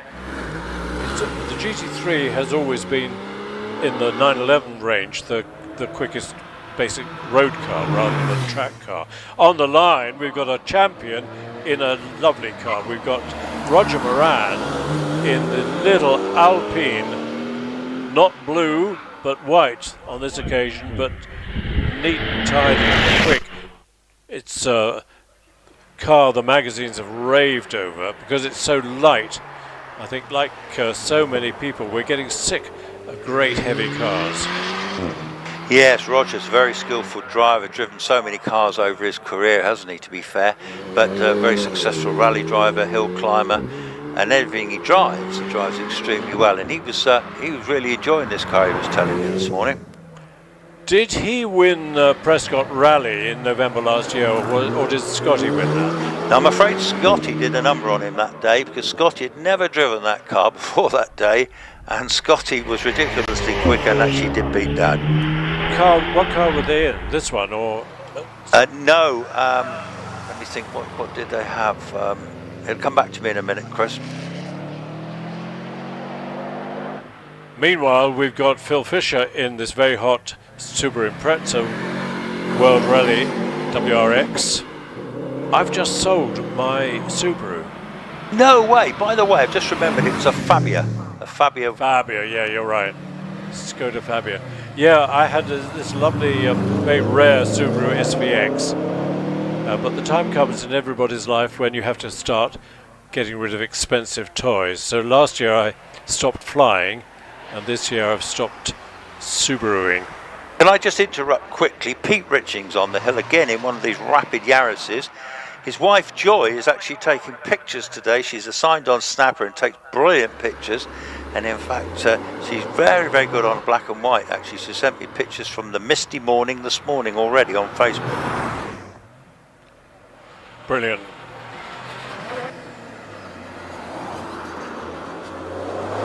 Also, Joy does drive this car, but today she's in snapper role.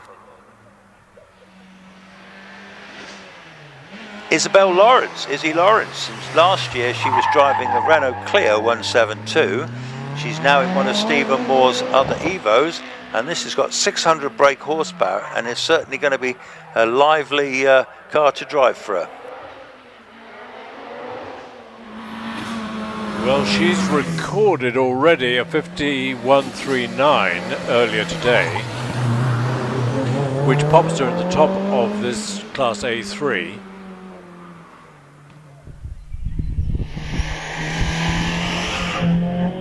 Can she get into the 50s? Yes, into the 40s, 49.54. Well done. Well done, Izzy. 49.54. She'll be well chuffed with that, as will Stephen. Here's Ray Law, retired last year from being a professor at Oxford University, so enjoying his retirement, pedaling this Caterham very rapidly up hills. Yeah, it's always entertaining to see the Caterhams and the Westfields, isn't it? And I didn't know about Raymond's background, but yeah, this will certainly give him a nice thing to do in retirement.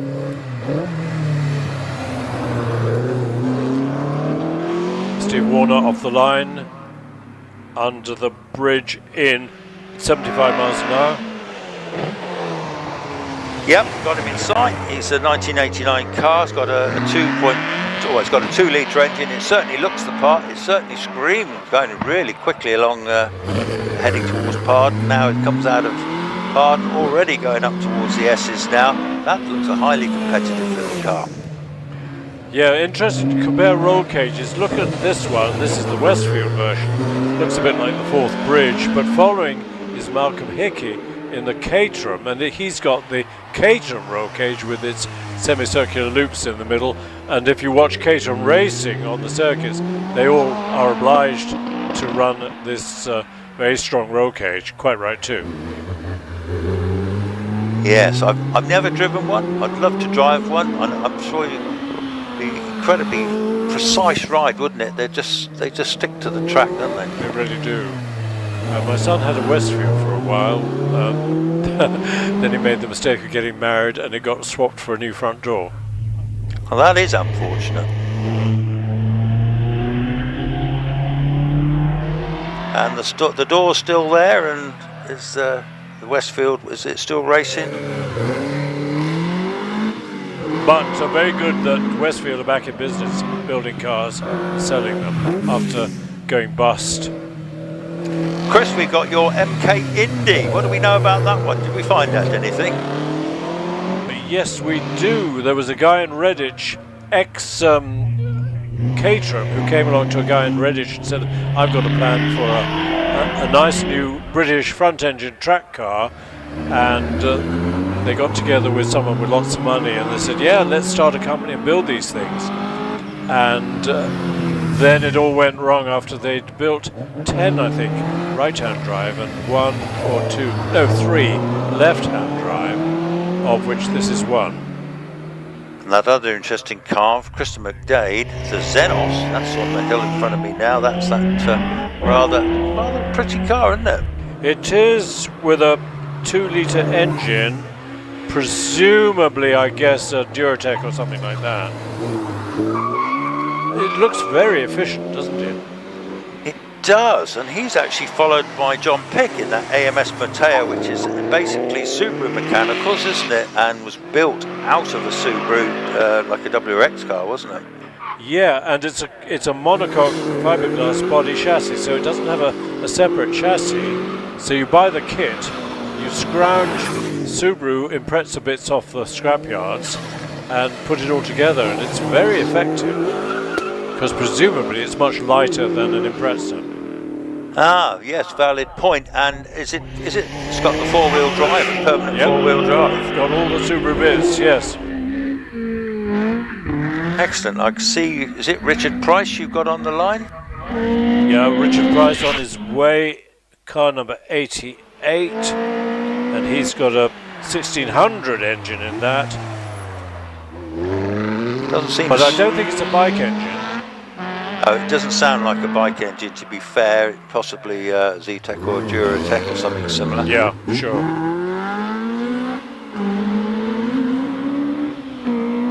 Steve Garner leads this class with a 48.07. So he's had his 3 runs. Did I miss him? 48.07, that was 10 minutes ago. We were busy talking about something else, but that was a good time. So is 48.24 for Richard Price in his Caterham. What can Anthony Shearman do? Yeah, 2 hotly contested times there, aren't they? But like you say, I don't know how quick Anthony is compared with the other 2. Looking on the splits, he's looking quite good. I'm going to have a mouthful of crumbs because I'm munching on a chocolate digestive biscuit, excuse me. No worries, Chris, you enjoy your biscuit. Meanwhile, we've got the Fiat X19 on the hill. This is the, looks like a black and yellow version. Rare car now, to be fair. As Chris rightly pointed out earlier, the tin worms do get to them. But nice little car. It's a rear engine, well, mid-engine car really, and quite competitive. Be interested to see what sort of time it puts up. Eric Murray has just left the line. This is incredible. This is just unbelievably quick. Yeah, I am certain, when I spoke to Eric about this last year, this is a turbocharged imp, and it's got about 180 brake horsepower, which is extraordinary in an imp, and he drives it very well, doesn't he? He does. How are you getting on with that biscuit, Chris? 3/4 gone. Good man. Oh, hang on, Eric has just, oh dear. Oh dear. His engine has gone kaput. It's a blown engine, I'm afraid. Let's pray that he hasn't spilled oil all the way through the S's. Just approaching the S's, it could be a turbo-related problem, Matt, looking at the colour of the smoke, but I can't say for certain. Either way, he has come to a stop. I don't think he's in any problems. The marshals now are walking over to him now, so that'll be sorted out in due course, so there will be a little delay. The clock's still running on Andrew Russell, but I guess he's been red flagged somewhere back down the hill. Yeah, I've got no sign of Andrew Russell, so, oh yes, in fact he is. He's just up by bridge here, and so he'll probably turn around and come back for a rerun. Be a good opportunity to go and grab an ice cream, folks. I've got a very important visitor. No, I don't think he's visiting me. He's going to see the powers that be that control the course. Now, last time you had a very important visitor bringing you cups of tea, I remember.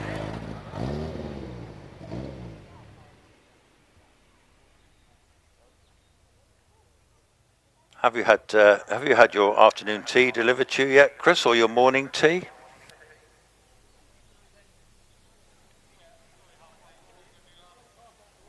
I've got pink water at the moment, which is... Pink water? Well, you wouldn't have any ordinary water, would you? No, and I haven't got pink gin either, sadly. Although, I've never taken to pink gin. It was a very popular... When I was a boy, parents and friends used to drink pink gin. I never understood it. It was neat gin, I think, with Angostura bitters in it, wasn't it? Yes, I believe you're absolutely right there. Well, these days, gin is sort of the drink of choice for loads of people. They've got loads of different coloured gins, different flavoured gins, haven't they? I'm not much of a drinking man myself, but I believe it's pretty popular.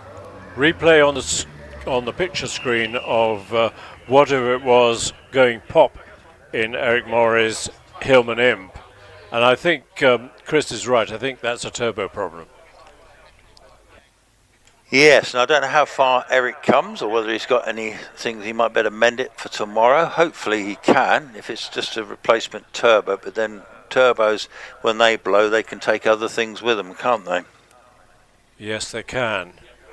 I hope he can fix it for tomorrow, because he's a very entertaining watch. Well, I've got the sun out up here, Chris. It's absolutely glorious. And my box, I've got to tell you, last time I came up here, it was like subarctic. But actually, this time, it's lovely. It's lovely and warm in here. Yeah, but it's usually two extremes. It's either very cold or too hot. And we're losing that commentary box in due course. Yes, is there plans to construct another, do you think? Well, they're going to extend this one down on the start line, which I very much approve of, because it's very cramped, as you know. But I still think we need a commentary box where someone can actually see the cars on the hill.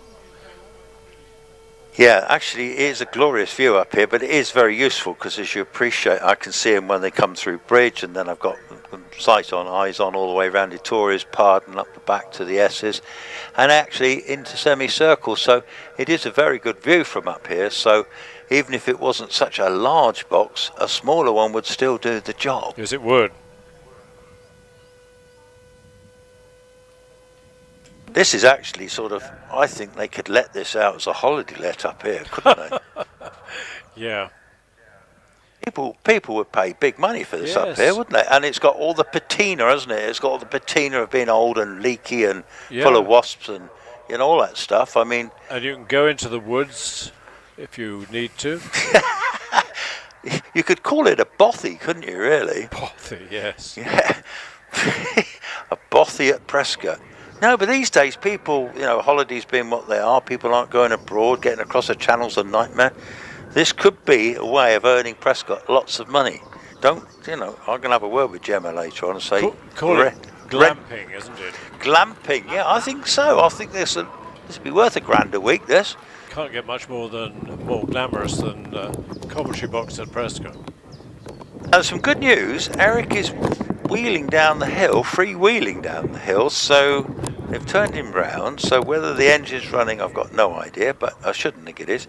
But nevertheless, he is going under his own steam.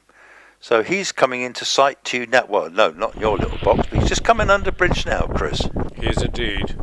Let's keep our fingers crossed that he can run tomorrow. We shall see. Because what I'm forgetting is you've got all these cameras. You can see everything. Here's me telling you what's happening. You can see everything. I know. It's cheating, really. Paul Hames's car came back dangling off the crane on the Tonka toy. So everything was obviously locked up.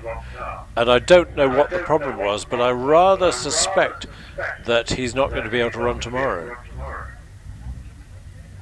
Now I'm looking enviously down the hill. I can see Bob from Bennett's Ice Creams. I can see a clutch of photographers around there. I don't know whether Sir Geoffrey's turned up this afternoon, but I'm very envious. They're having their salted caramels, and I'm up here in the wastelands, and I have just seen a snow leopard.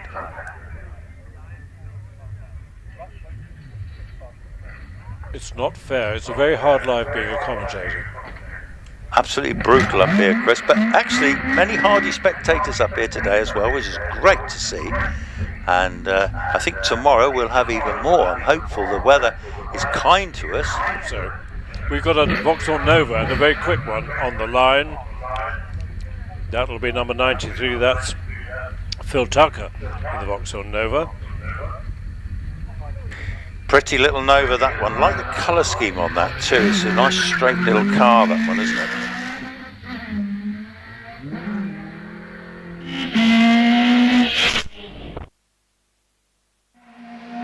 Yeah, he's a young driver.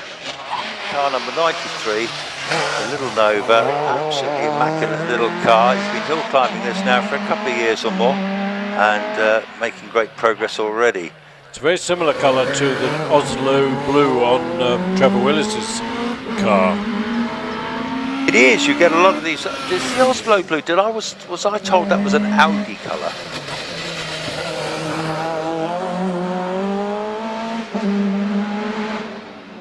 Ah, Joy Hoyle.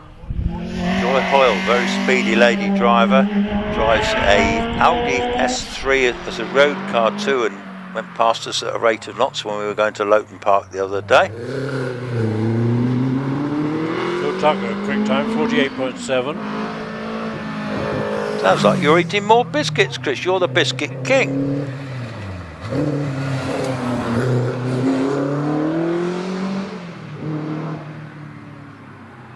Ah, the Mark II Escort. That's George Harding. This has got the Cosworth head on it, a turbocharged engine. It's a brute of a thing actually in a Mark II, and I think he's sort of finding his way with it, and I should imagine that's a very exciting ride.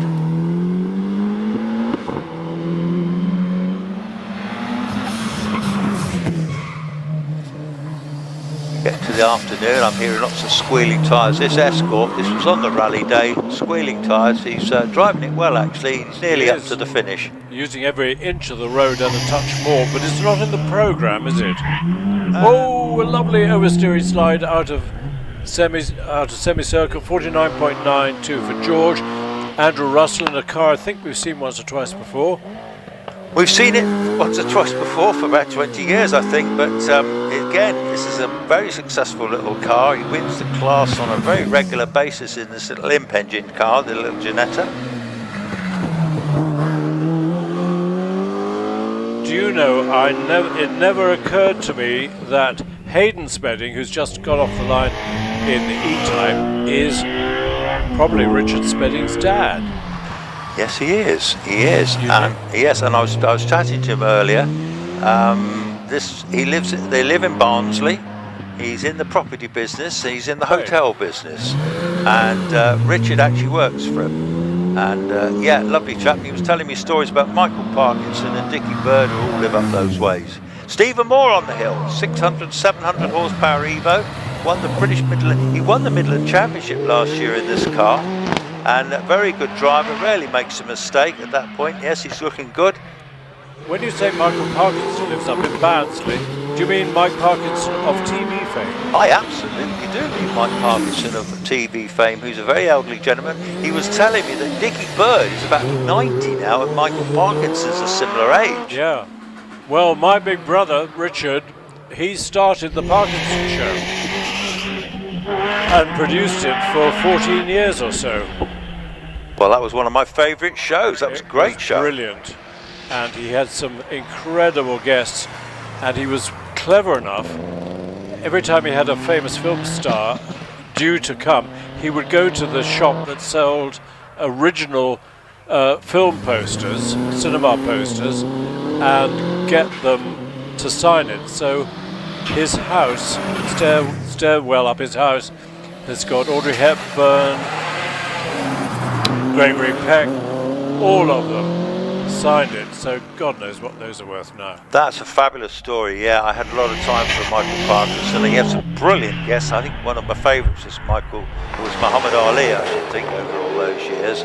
The Porsche on the hill. This is Paul Howells. His glorious yellow Porsche sounds as good as anything I've heard today. Howling up the hill. Howling up the hill, you're quite right, and isn't it just howling up the hill? Yeah, what a piece of kit that is. That's probably got about 450, 500 brake, hasn't it, Chris? Richard then produced Clive.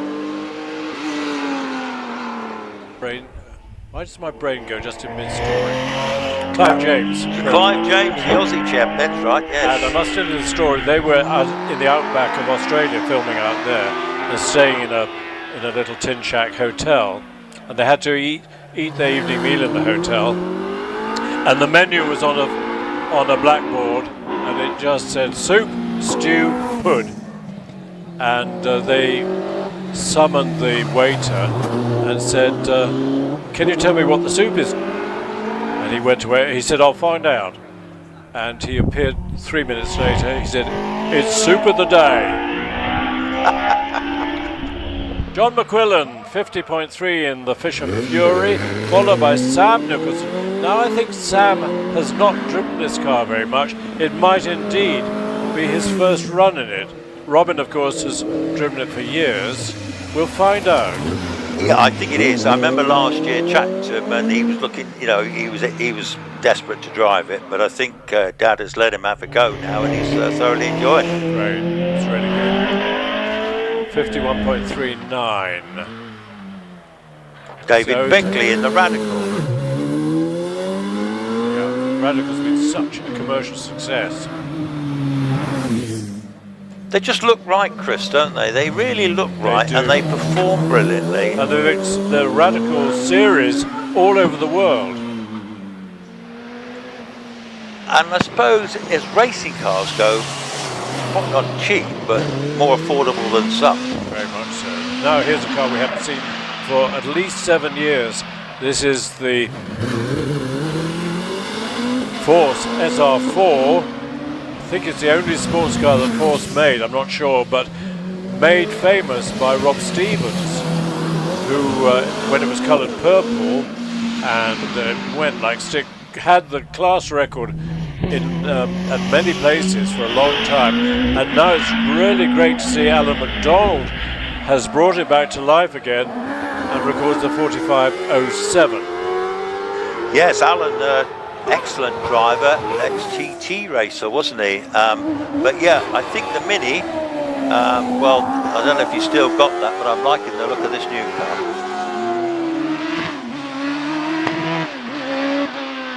Now somehow we've jumped forward to number 175. That looks like an Empire Wraith to me. Yeah, I've got Richard Matosian just gone by me, car 118.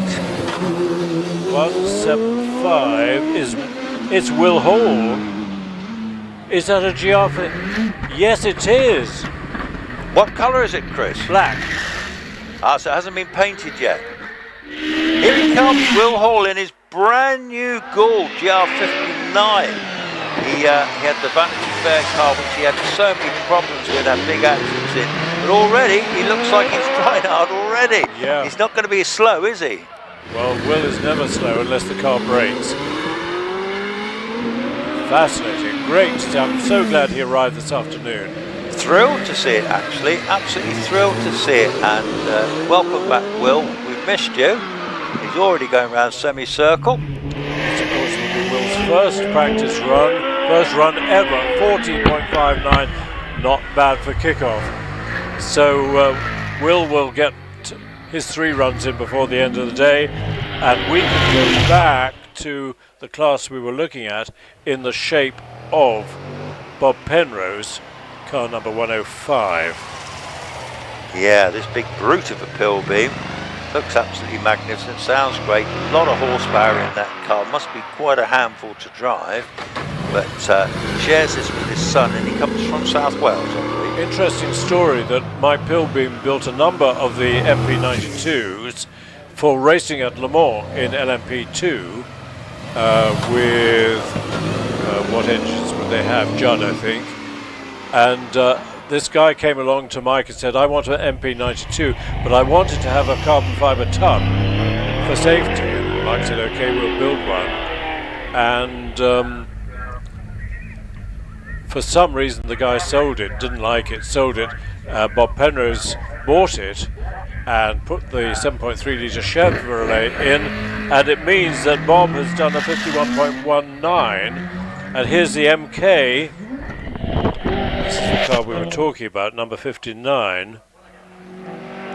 Yeah, it's a good-looking little car, isn't it? To be fair, it must be fairly unique. I've not seen many others. It's it's one of 3 left-hand drive, and they think they built 10 right-hand drive. It's called a Zolf, Z-O-L-F-E, and it was a plan to build a whole lot of track day cars. It's nicely engineered, runs a Duratec, I think, Ford engine gearbox. Nice car, but unfortunately the whole thing went belly up, sadly. If you want to make a fortune building sports cars, if you want to make a big fortune, start with a small fortune. If you want to make a small fortune, start with a big fortune. Here's the Norma. Now, was it the Norma that went straight on over the semicircle this morning? I think it was. Say happily undamaged. These are the cars with so much massive downforce that they win all the European hill climbs. Yeah. And this one has a 3-litre Honda turbocharged engine producing plenty of power. And I don't know if it's the only Norma in this country, but go to a hill climb in France or Germany or Italy and you'll find them just dominating. Interesting. Well, Graham Lokes is just on the hill in his lovely Lola, Porsche engine Lola. This is one of the prettiest cars in the HillClimb Championship. Do like this, actually, lovely chap too. He's also got a beautiful 911, an original 911, but fitting with a 3.3 litre engine as a road car. Nice.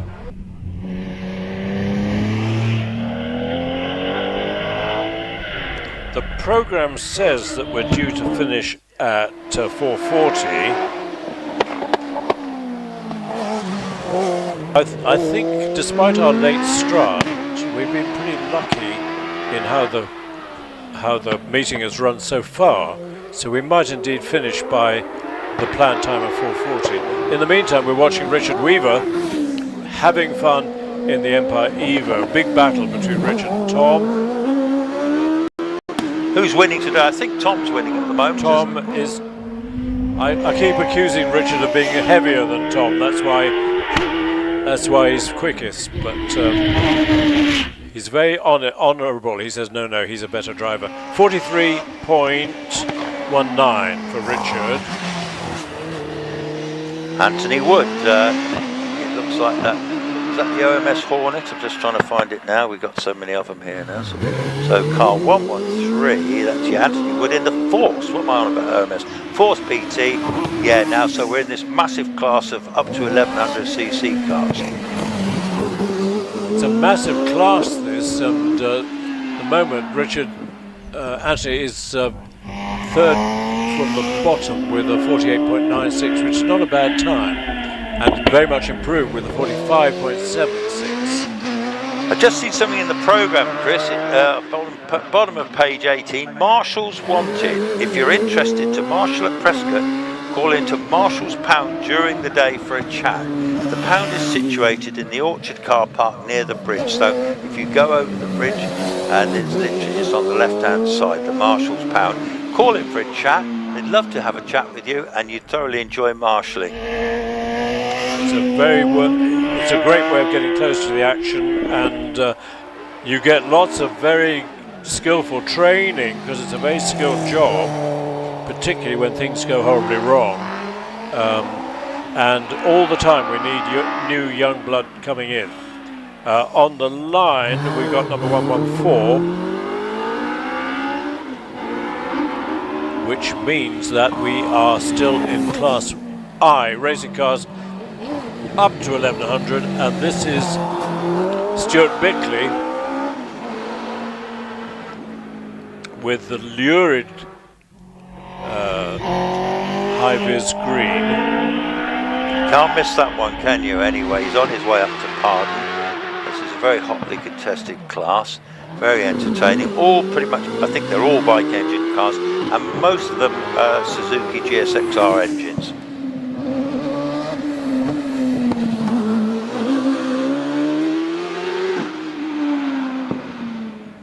Richard Branch has come to me now. Richard's a long-time competitor, had a bit of a break from it. He was racing a Renault 5 Clio 172 for a while, but anyway, he's come back into single-seaters, and I think this is the ex-Robert Kappa car, and he drives it very well.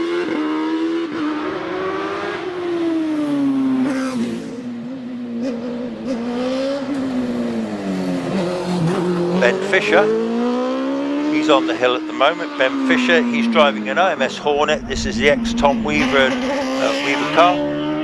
They didn't get on so well with it, but he seems to be absolutely fine and having lots of reliability and good racing out of it. We're going to go on so that everybody gets a third run this evening, gets a third run today, and indeed tomorrow morning, fourth practice run. I've never known that happen before. That's value for money. The whole entry gets a fourth practice run tomorrow, and then we have the class runs and then the runoffs.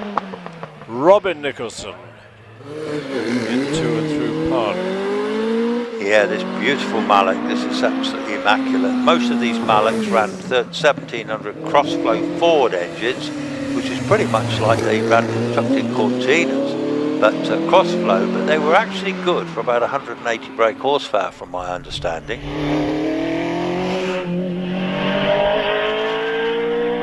The Clubman's class is still pretty active on the circuits, isn't it? Yes, I believe so, actually. Yes, actually, yeah, Joy Richards' husband Pete, they had a Mallock last year, and yeah, I think it's still a very well contested class. We're watching on screen Gavin McLaren in the OMS 2000M. Yeah, I've got him in sight, and also I've got James Moore in the Empire Evo 00. Again, a very tidily turned out little motor car. They're coming thick and fast, Chris. They are. That's just the drivers.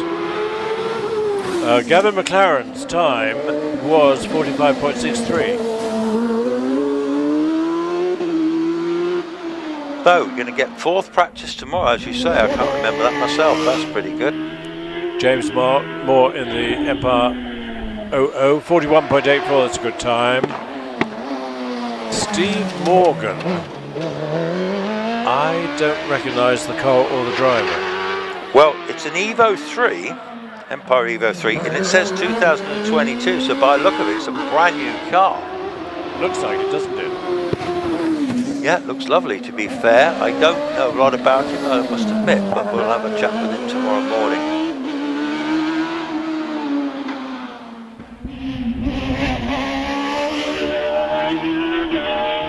He records a 43.89. He's followed by Robert Penrose in the big Pilbeam.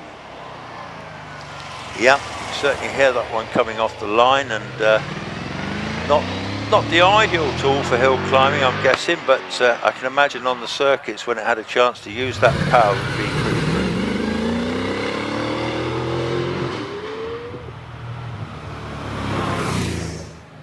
And Robert is followed by Nigel Pitt, always extremely quick in the OMS.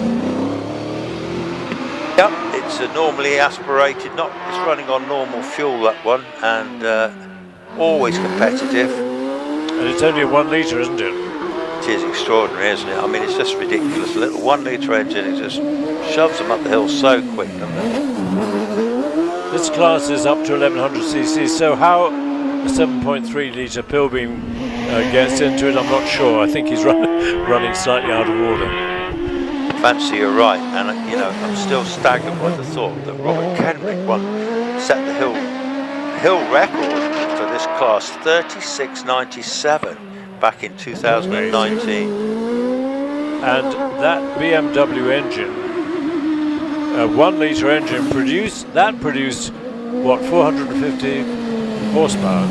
No, didn't produce that much, Chris. That particular one was bike engine, Grand Prix bike engine. Right. Yeah, and it was probably good for 230, perhaps something around that mark, 230 to 240 brake, which is a lot. But it's a tiny, lightweight car. Yes, and I mean, Robert used to drive it like unbelievably, didn't he? His lines were fantastic, and he was just so focused when he was in the car. I don't know why he had to stop hill climbing. Maybe he went off to university or something. No, I don't think so. Talking to somebody the other day, I think he just got bored. Really? I think he was that sort that, you know, he probably, if you'd offered him another car, he probably felt that he couldn't beat big cars in that, except in extreme conditions. But given a chance in a big car, I'm sure he'd be champion. Maybe he's gone off to the circuits. Yeah, he could well return. Who knows? We'll keep our fingers crossed. People come and go, don't they?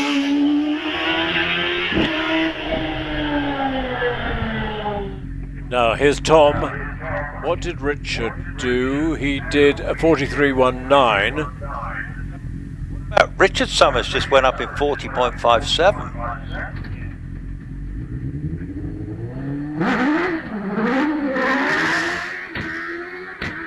And Richard's not sharing it today with anybody.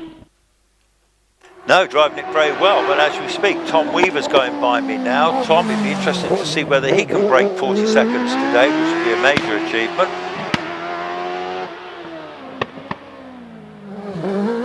Well, his last run was a 41.22. Inch perfect line through the S's. He's about the same as Richard. 40.68, yep. Excellent. Just a smidge behind Richard Summers. David Tatham now in this beautiful little car. This is a well-sorted car, carbon fibre on this one. And he has been rapid. This one probably could set the fastest time in this class today. But isn't this the new one they've just built for David? Yes, it is. Yeah, it is. It's a super sophisticated little car, very light and beautiful. Well, I hope Dave really enjoys it. Let's see what he does. It's going to be quick. It's a 40.56. Excellent. So that's going to be a hot little class tomorrow, isn't it? Really is. Now a bit of grass cutting. Oh, that was Richard, wasn't it?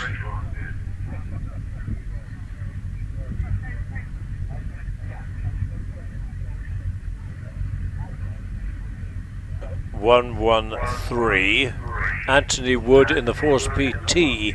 This is 813, which is Robin Wood in the Force PT.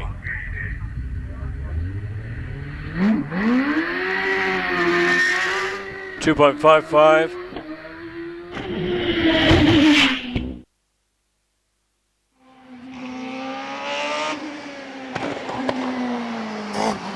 Yeah, we've got Robin Wood in sight. Yeah, little Force. Again, it's very rapid for what they are, aren't they? I would imagine it to be a real advantage being small and light to get in one of these. The weight factor must be big. Had a big twitch out of pardon. Doesn't seem to have slowed him. His quickest so far, 46.81. This time 46.35. He had a real grassy moment. He gone through the finish. I've got Ben Bonfield in the little Jedi, the quick of the two Bonfields normally, and I think he set a pretty decent time earlier. Bonfield set a 48.8, 47.46. What? Oh, this is Ben Bonfield, I beg his pardon. Yeah, he's consistent, 43.4, and then this run, 43.22. Pete Tatham, this is the car that had the little incident with the fire last year, but looks immaculate again. It's obviously all been properly rebuilt. So car 128 Pete Tatham in the OMS Hornet. Is that right? They rebuilt the car after the fire? Yeah, I think so. Yeah, I think I remember at the time they said, yeah, it could all be done. I mean, it can all be fixed, can't it, eventually? But yeah, car's back in business anyway. Good.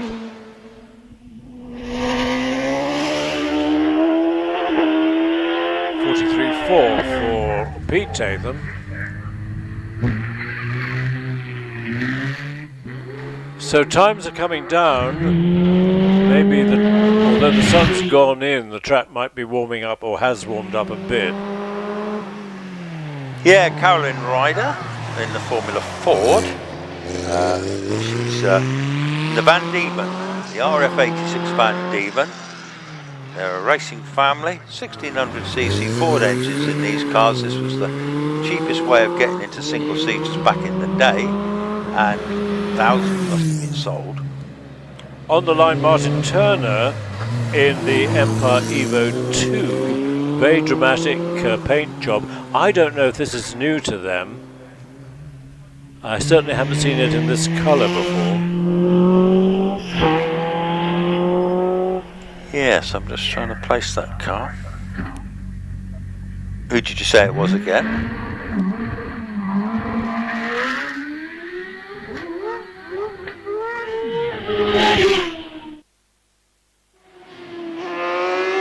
I think this could have been ex-Greenham's car. I'm not sure. Really? Well, it's possible, yeah. And looking at it, colour scheme slightly changed with the blue on there. Yeah. It was white before with the black. But oh, very. Look like they got a bucket full of neutrals coming out of pardon, and they got going again. Yeah, something. Sometimes you inadvertently switch the ignition off, but it got going again. Here's Richard Walker in the early carbon fibre OMS. Yeah, nice looking little car that was a 2017 model, isn't it? And again, because they all look so similar, the performance is obviously fairly similar given the same engines they're mostly running.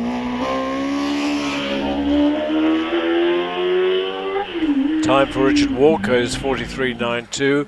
Off the line goes Sarah Bosworth in the Van Diemen, and up to the line comes Les Buck in the well-known Pringet Mistral. Yep, Sarah is always a very competitive lady, isn't she? And drives it extremely well. Watching her at Lowton last week, her lines were impeccable going up the hill, excellent. And Les Buck, of course, been competing for years, and thoroughly nice chap too.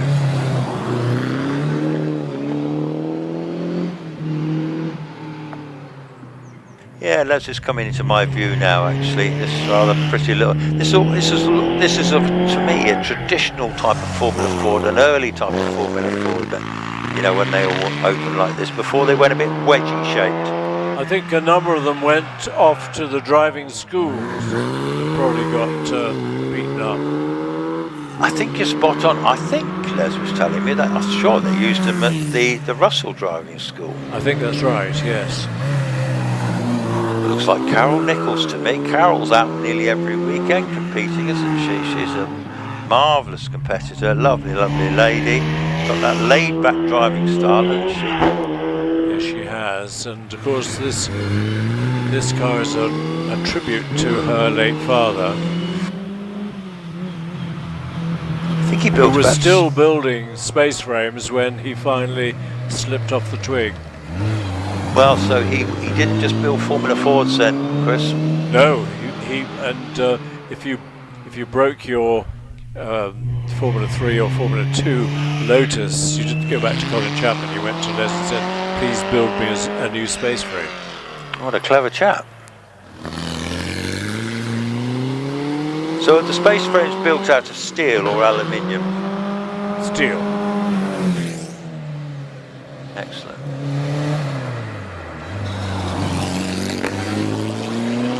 Of course, it was Colin Chapman who revolutionised racing car manufacture by producing the Lotus 25, which is the first full monocoque Grand Prix car. Charlie Riley, 52, where's he gone? 52.03. So Les Buck went up in 50.83, and I see that Sarah Bosworth 49.27. Carolyn Lyden 50.54. I don't know if Paul Morecambe, he went into the gravel at Barden, and I don't know whether the car was damaged enough, but I haven't seen him do a third run.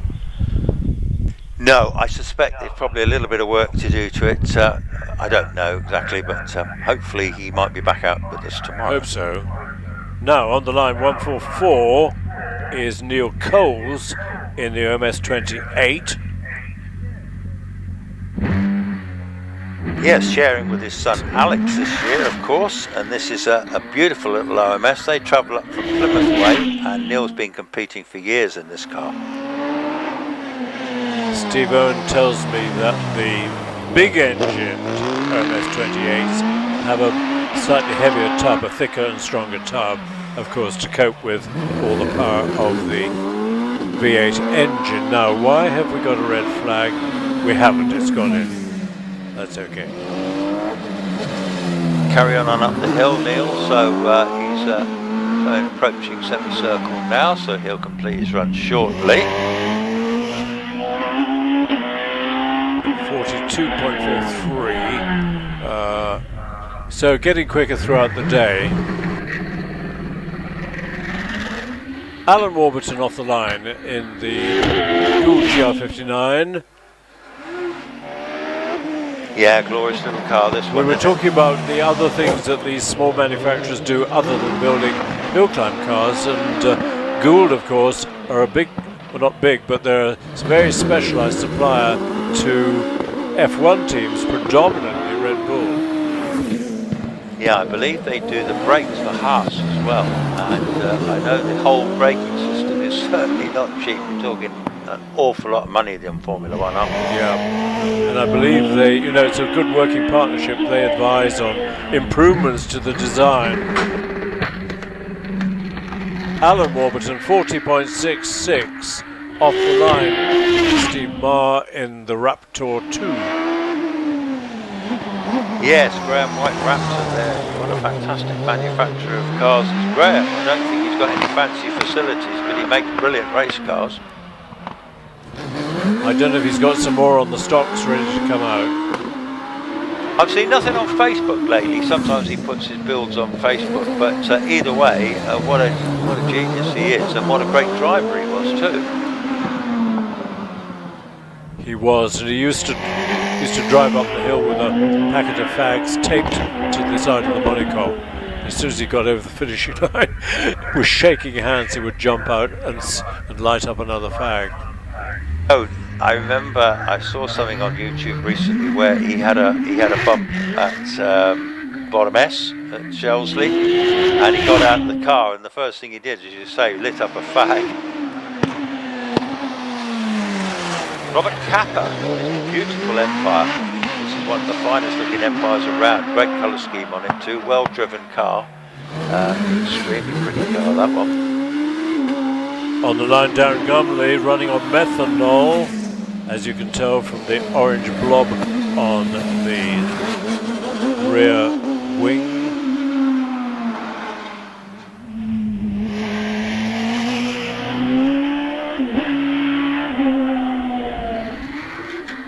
.229 off the line, exactly the same as Robert Capper, but 5 miles an hour quicker under the bridge.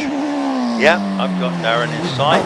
Methanol cars, they reckon, talking about Alan Warburton the other day, about 8 to 10% increase in power by running on methanol, but then you've got all the other problems with methanol. You've got to keep draining it down and have special hoses.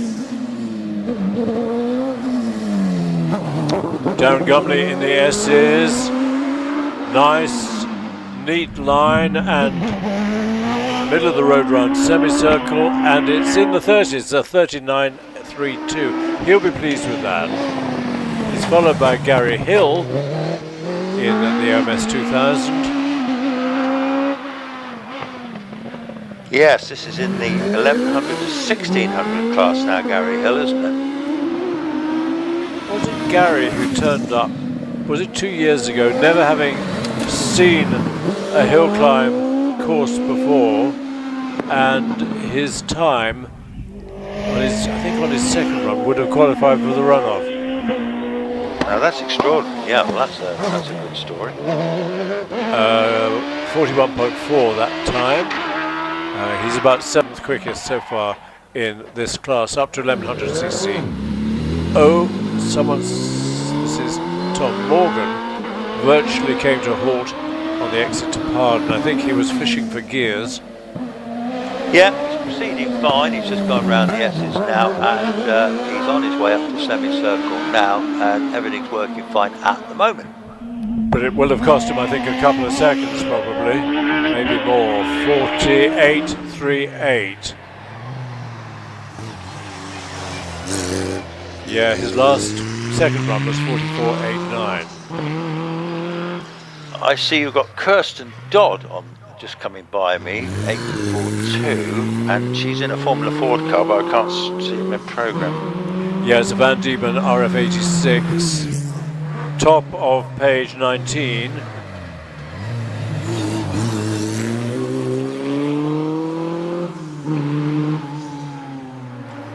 Andy Short, car 151, and he's out in an OMS again, a Suzuki OMS, it's saying 1000cc, but it must be a turbocharged one, that one, to be in this class.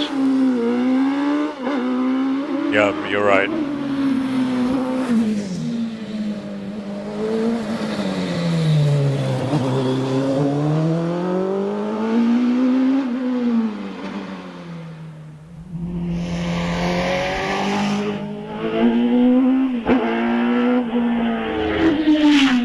John Stockley is quick, but it sounded slightly off colour, the engine. I don't know if you thought that, Chris. Yeah, I'm just listening now. He's picked his heels up, going down towards Pardon, so he's going around Pardon now. Let's see what his exit's like out at Pardon. No, it's a fairly clean exit, yeah. No, actually, maybe you're right,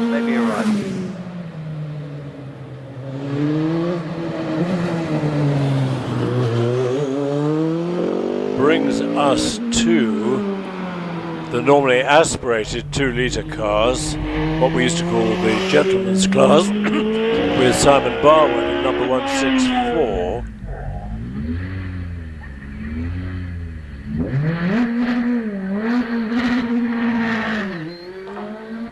This is the Formula Renault Tartus. Yeah, I've got it now. Yes, that's a nice looking car in red, that one. The 2-litre Renault, must be a 16-volt Renault engine in that one. As you say, it was raced in France in that series, wasn't it? Yeah. Pretty decent little hill climb car, I reckon.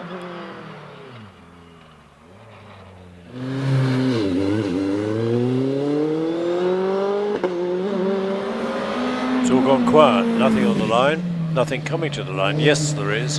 It's a GR59, and I think it's David Warburton. Meantime, Simon Barnwell heads for semicircle. Can he keep it under 50 seconds? Yes, 48.02.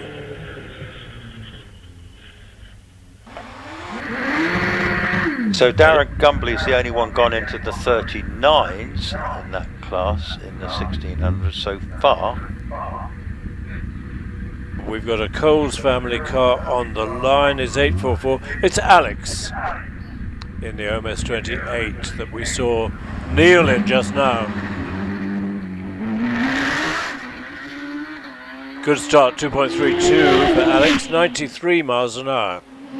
Yeah, talented young driver, very nice young man as well. But fair play, he can really drive the car. He was brilliant last year in the Formula Ford cars. He was setting records for the Formula Fords left, right and centre. And I think it's just a matter of time that he really starts to show a few people in this class what he's capable of.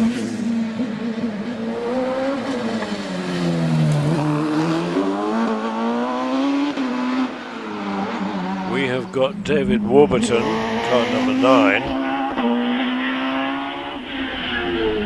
Under 40 seconds for Alex Coles, 39 something, 39.98. Well done, Alex.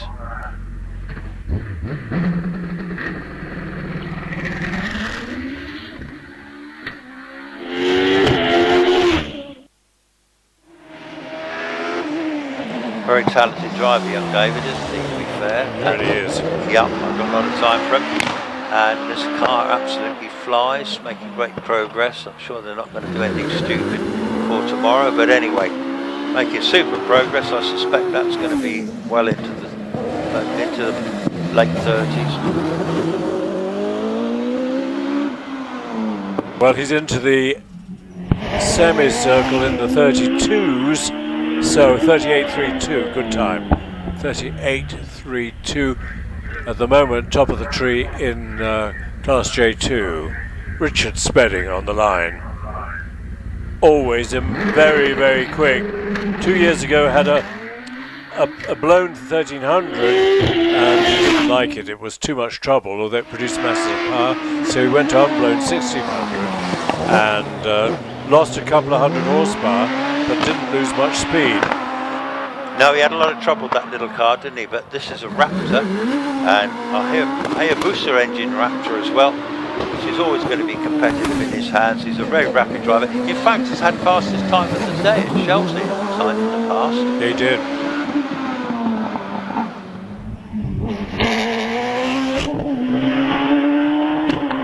A 38.74, just a little bit behind David Warburton. Who have we got? Andrew Colborne. Yes, a lovely little car. This is I don't know if it's unique, the only one Van Diemen built, but they may have built a lot for another series somewhere else. Yeah, it's got the 2-litre black top Z-Tech engine with an iron block. It's got about 260 brake in this thing. It looks absolutely terrific, and he's sharing this car as well, isn't he?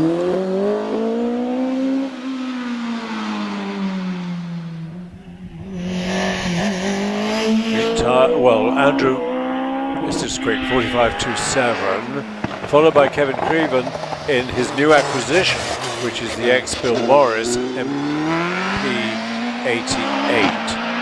Yes, he's sharing this with Jonathan Evans. I don't know what the status of ownership is, but neither Evans, as you said earlier, this is ex-Bill Morris car, and lots and lots of history. Lovely to see it still being driven and enjoy themselves.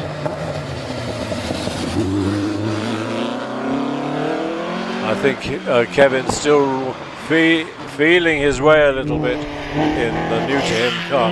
Not sure if this is his first outing, but it records a 46.09. We're following Nicola Dearden on the hill in the Dallara without side pods. Yep. I don't know if that means she loses a bit of downforce. Probably not. I don't know. I mean, it's obviously not the newest car on the hill, but nevertheless still a nice hill climbing car. Lots of history. Good to see them here. Certainly enthusiastic supporters of the sport, and the car looks great. Lee Griffiths now. Lee Griffiths is certainly a front-row rider, isn't he, in this little OMS? Absolutely fabulous car. He's hoping for rain tomorrow, he was telling me.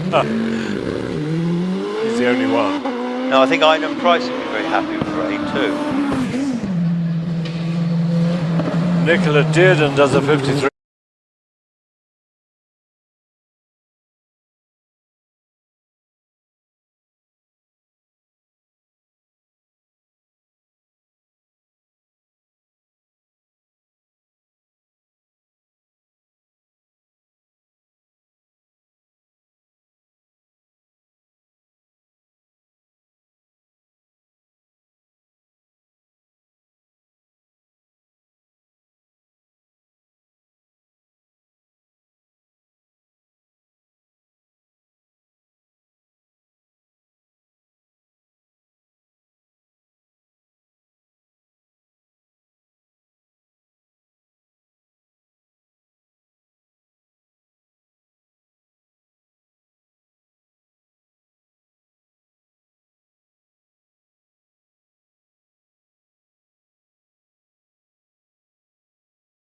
Very sad for Lee Griffiths. The car spun as he accelerated towards the finishing line, just lost it, went up the bank and bounced quite high in the air. Lost, I think, its nose cone, but let's hope that it's no worse than that. Is Lee out of the car? They're not showing us, quite right, they're not showing us anything on screen. Okay, nor right. are we getting a replay yet. No, that's fine. Well, listen, we will carry on. Obviously, they'll deal with all that up there. Yeah, no, I do wonder if maybe with this incident too, we might be struggling to get the rest of the runners and riders through. Well, I think it depends how long it takes to get Lee's car out of the way. It might be a Tonka job.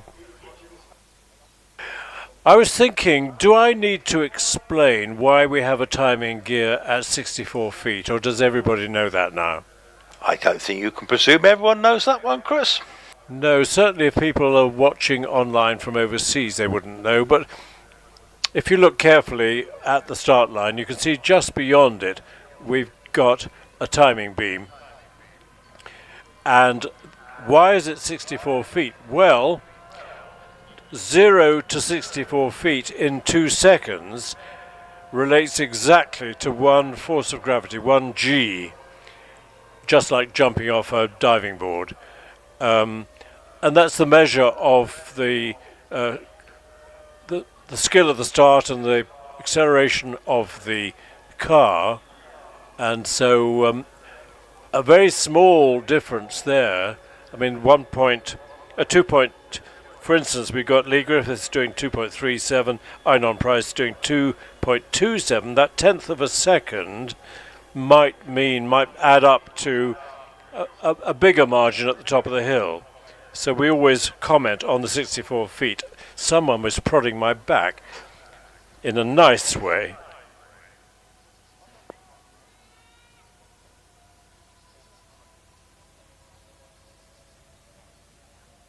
Well, I've just been having a little munch on a biscuit, Chris, after you were showing me the way earlier.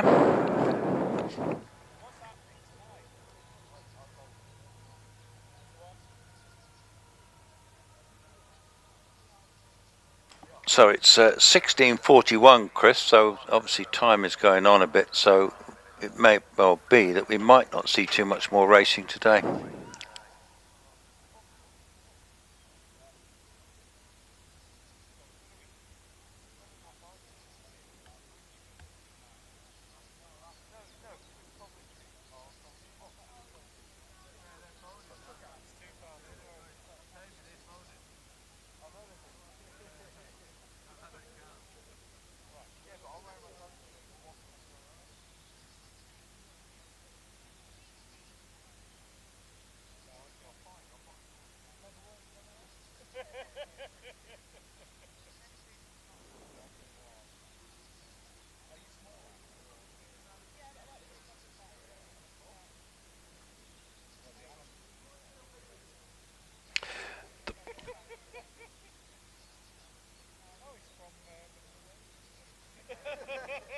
Have you heard any information, Chris, about whether we've got many more to come or whether they'll be finishing soon?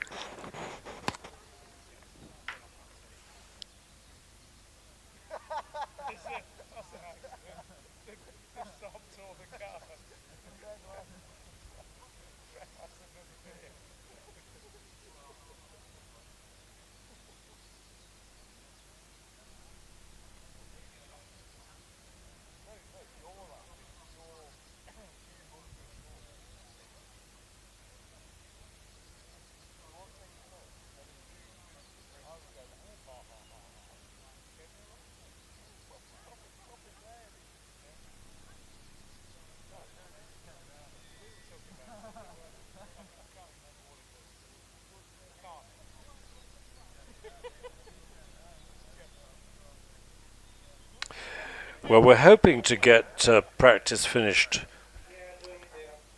We're hoping to have it finished by about 5:30, but we've still got quite a few cars still to come. We've got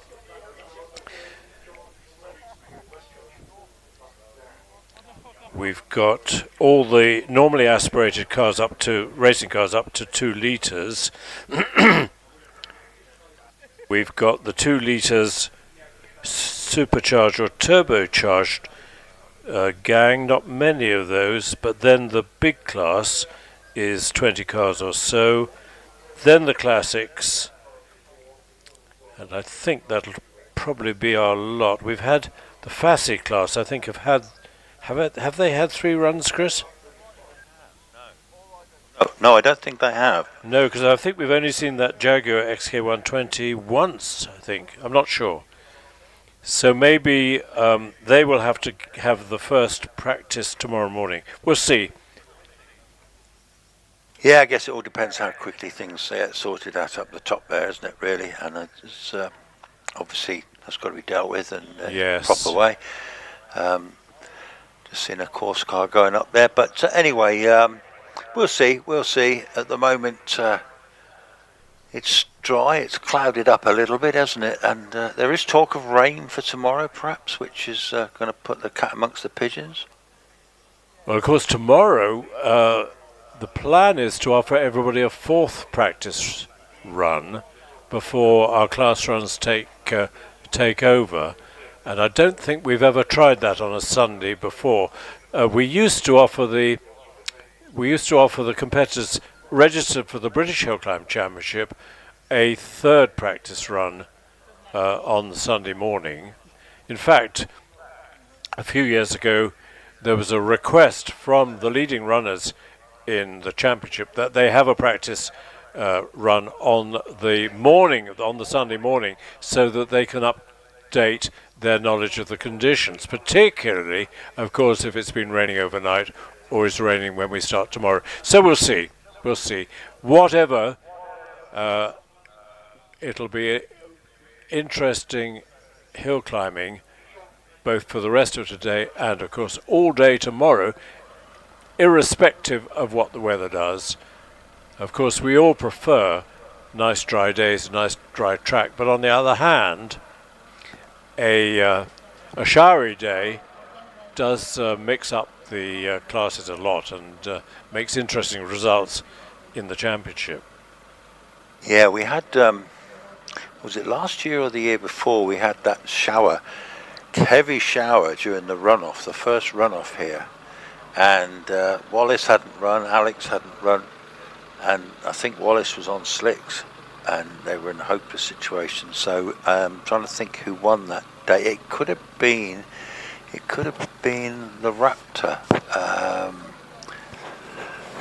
There was once a brilliant day at Lowton Park when I qualified for the runoff. That would be a brilliant day. And indeed, I won the runoff. Well, that is indeed an achievement and a half. And between you and me, and don't tell anybody else, Chris, the reason I won it was that I qualified 12th, which meant that I was the first runner in the actual runoff. And as I crossed the finishing line, the rain came pouring down. Smart tactical move, Chris. Smart tactical move. Very much so. And the records don't show anything about the weather. They just show C. Druitt won the runoff. In the March 782? Indeed, yes. So what engine were you running in that one then? Most of the time it ran a Cosworth BDG. It had a BDG when I bought it. For 1 year, I got Roy Lane to fit a BMW M12 Formula 2 engine, the Pucker Formula 2 engine. That was 1990, I think. Well, it gave me another win in the 2 litre class in the Midland Hillclimb Championship, which was fine. But I thought the engine was too valuable, and it had titanium. What did it have? It had titanium con rods, and it had a titanium. I think it was titanium, the impeller in the water pump, which meant that after every meeting I had to drain all the water out and leave it bone dry, because titanium, I think I'm right, does tend to corrode if you leave it in water. I didn't know that, actually, to be fair. Like you say, expensive stuff. And that was a BMW F2 engine, was it?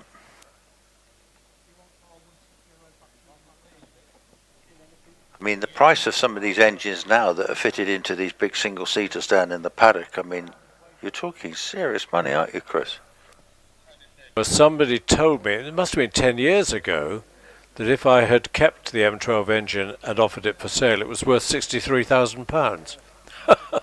Goodness But me. I didn't. The engine was in a March 802, which in a mad moment I bought, because it was a time when cars were relatively inexpensive, and I thought this is going to be a great investment. It wasn't. It was hopeless as a hill climb car. It was an ex-works in Mike Thackwell's 1980 Formula 2 car. But it was hopeless, I'm afraid. And then I tried to sell it, and I couldn't sell it. Hopeless. So I swapped it with a dealer in Birmingham for a TVR Griffith. Yes, you said about that. You said you couldn't get rid of them for love nor money. No, didn't the you? 782 swapped for an Elise with Paul Matty, and the 802 swapped for a TVR Griffith, which I quite enjoyed for a year or two. And of course that, if I'd kept it and not done many miles in it, that would be worth much more now than what I paid for it, effectively. Yeah, but that's Oh, but a long time ago, long time ago. I know, we all learn these lessons. Well, you know, all very well, but if we kept all the cars for all our years, Chris, that's an awful lot of cars. We'd need them in big barns, wouldn't we? Would. I wish we had. In 1963, my brother was hill climbing a Fraser Nash Le Mans replica. And I told him I was looking for a car to go hill climbing in. And he said, well, why don't you buy the Fraser Nash? I'm thinking of selling it. You can have it for 375 quid. And I said, no, I don't want that. I want a proper racing car. That car sold at auction 4 or 5 years ago for 800 grand. Oh my goodness I me. know. That's staggering. That is staggering. 375 quid and 800 grand. I know. Oh well, we've all got these stories. When Nick Mason bought his Ferrari GTO, God, I think you told me, was it 36 grand? I think it was 33 grand. And it's estimated now to be worth north of 68 million quid. The last one that was publicly sold at auction went for about 70 mil. The rumour is that one has been privately sold for well over 100 million. Can you believe it? It's only a scruffy old Ferrari. Scruffy old Ferrari. I don't know how many of those scruffy old GTOs are left. Well, they're all left. I think they built 36 altogether, and I think they're all left. But Wow. did I tell you of the guy who's a sort of friend of mine when we were in our 20s, whose rather indulgent mother bought him a GTO? You mentioned it last time, but I think people quite like to hear that one. You mentioned it when we Yes. had our car day, didn't we? He had this GTO in 1961, I think it was, somewhere around there. No, it must have been a bit later than that, 61, 62, whatever. And it was as scruffy as anything. Wires were hanging off, the paint was sort of scratched, and it was a mess. And he swapped it in the end for a 250 LM with the engine in the back. And that quickly became equally scruffy. Anyway, that GTO is the one that Nick Mason now owns. Oh wow, that is the car, because the 250 LM was a beautiful Ferrari, wasn't it? And the guy I knew who had it when it was scruffy, or he made it scruffy, I last heard of him when he was driving a taxi in Slough. How the mighty have fallen there. You'd wake up in the middle of the night, wouldn't you? Yeah, I think so. Yes, if you could roll that one out and you come, yeah, I had this old banger, this old 250 GTO. Yeah, I used once. to have a GTO. It was a yeah, right. Particularly a taxi driver in Slough telling the story of that one. No one would believe him. probably driving a Nissan Primera diesel now. Well, that's all right. Probably more reliable than the Ferrari. 68 million quid. My goodness, I know Nick Mason. Well, I don't know Nick Mason, but Nick Mason's got a fabulous collection of race cars, hasn't he? He has, based on an old World War One airfield in the middle of the Cotswolds. And I think the Midland Automobile Club were invited to visit a few years ago, and I was lucky enough to be one of the people who visited. And the collection is just amazing. And then a few weeks later, I told Ben Descher, who worked there with Charles Neal Jones, that I'd love to fly in. Time I had a little aeroplane, and I flew in and said, "Do you want a flight? Do you want to have a look at the Cotswolds from the air?" He said, "Yeah, sure." And off we went. We had a lovely flight. So he keeps this collection in a huge place, sort of in the Cotswolds. Then it's a lovely hangar on this old World War One airfield in the middle, pure grass runway, so no runways, and that's where it is. Yeah, and he has somebody full time looking after it. I think I'd want more than one person looking after it. I'd want a fleet of a bunch of SAS stormtroopers looking after that lot. Yeah, that's right. Wow. Now, I mean, he's been here a few times. You must have had several chats to Nick over the years. I have, yes. And does he take some of these cars to Goodwood, I take it, Chris? He does. And he's because he's well known and he's known as a safe driver. Auto Union have often asked him to drive the Silver Arrow score at Auto Union at Goodwood. And he told me once that he was the world expert on driving Auto Unions up to 70 miles an hour. Well, they were quite something, weren't they, to be fair? He's a delightful character, and Annette, his wife, is great fun as well. Does he have children that drive the cars? Yes, he does. Holly, his daughter, is married to Marino Franchitti, and he has another daughter who I haven't met. Wow. Yes. Is that relation then to Darren Franchitti?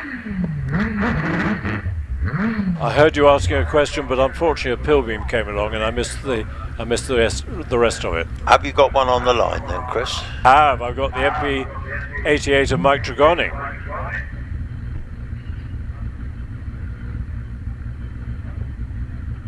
We were down in Cornwall last year, was it the year before, and visited Mike at his very nice house, as you said, near Padstow.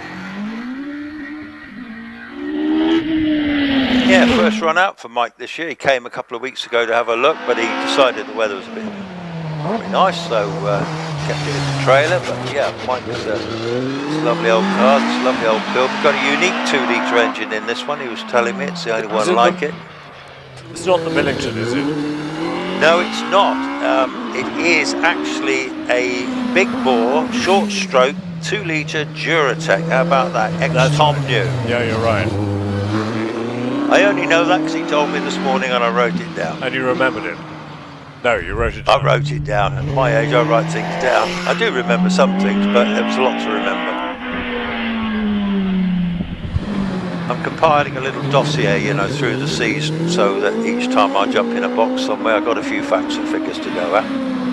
It's a very good idea. I should do that. But your knowledge is already brilliant, so mine's not. So, on the hill we've got Ian Tucker, OMS28, and just taking off is Einon Price in the Force TA. He got red flagged because of poor Lee Griffith's accident near the finishing line, and Einon is always extremely quick. And Jonathan Varley comes up to the line in this incredible little GWR Predator, into which they've squeezed a TKD V8 engine. It's a masterpiece.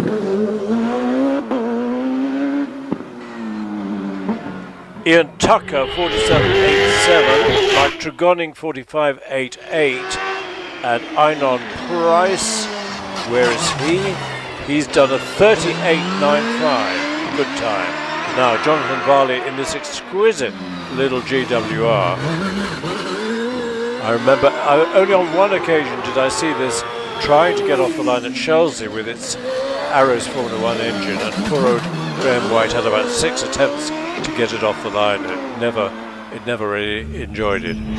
But Jonathan is very quick in this car, 39.74. Yeah, not as quick as I am, but nevertheless, they're putting down a marker for tomorrow, aren't they?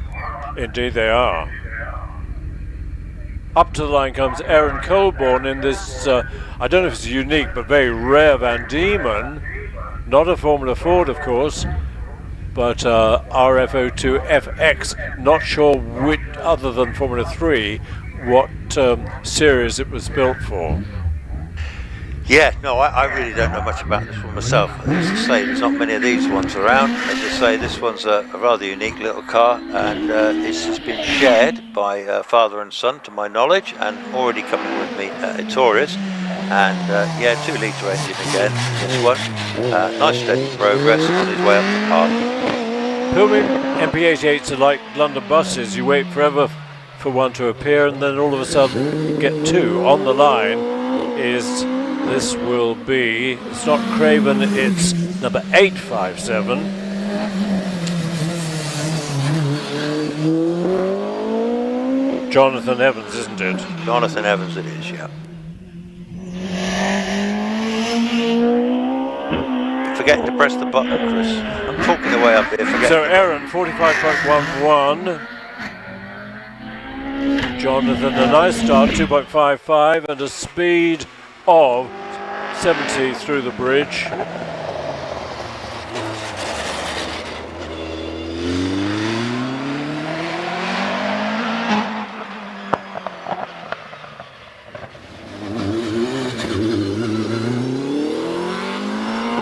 So Jonathan taking it fairly gently, feeling his way to get used to this car. I don't know if this is its first outing. There's no point in going crazy until you've really got used to the handling of the car.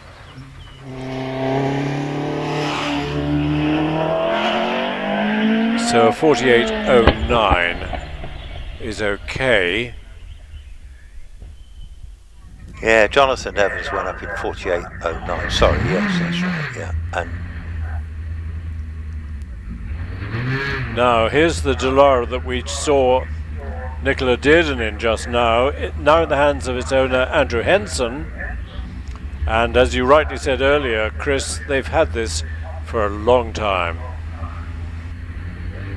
Yeah, it's nice to see these older cars too, isn't it, to be fair? And you know, it's all very well having the latest all singing, all dancing goals, but it's lovely to see some more classic stuff. Yep, already coming around now, heading towards Etorius. It's looking good.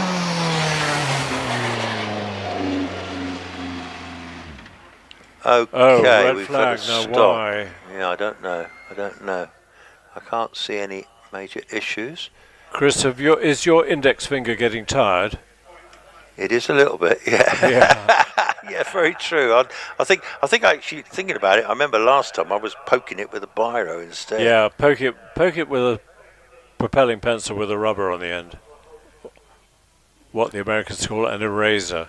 Ah, well, that's what I've got my biro typey thing, and yeah, that's certainly easier than poking it with the finger. Now, was Andrew red flagged? Jonathan Evans finished with a 48.09.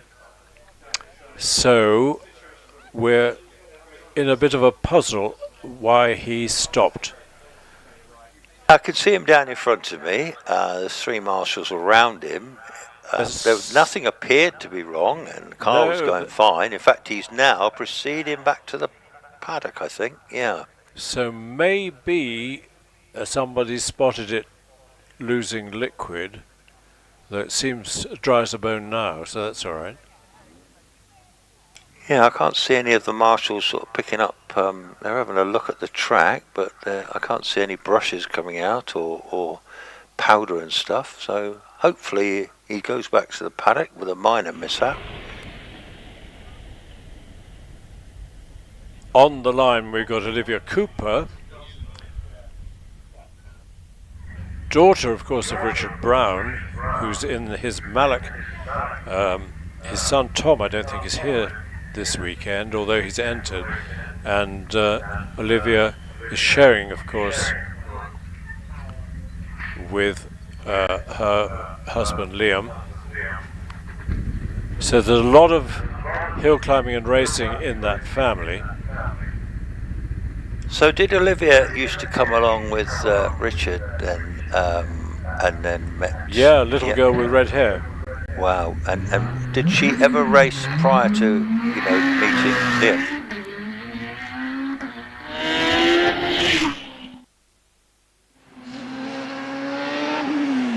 Rapid driver is Olivia. She's already with me in this rather nice ice, I don't know what you call it, ice sort of peppermint colour. But anyway, already round Pardon. The crowds are thinning out up here now, focus line going home, but we're still racing. Oh, indeed.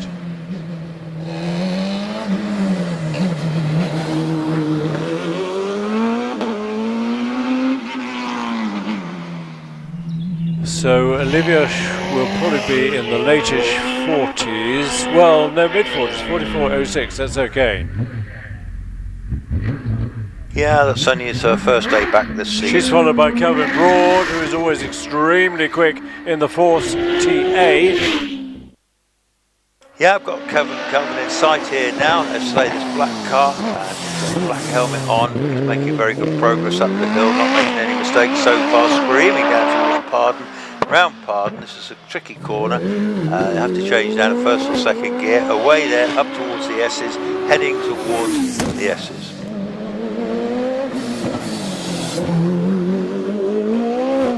As always, Kelvin neat and tidy through the S's. And crosses the line, 40.3, good time.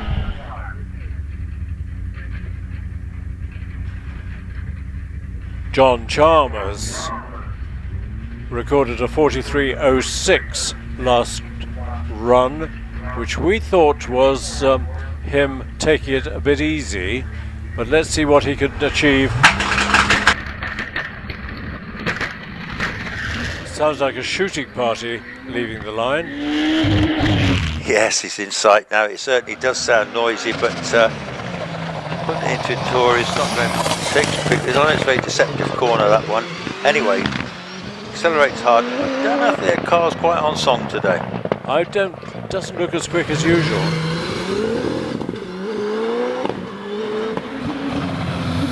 Oh, I don't think that's running as well as it normally does, and being the first time I've seen him this year, perhaps there's a bit of tuning to do.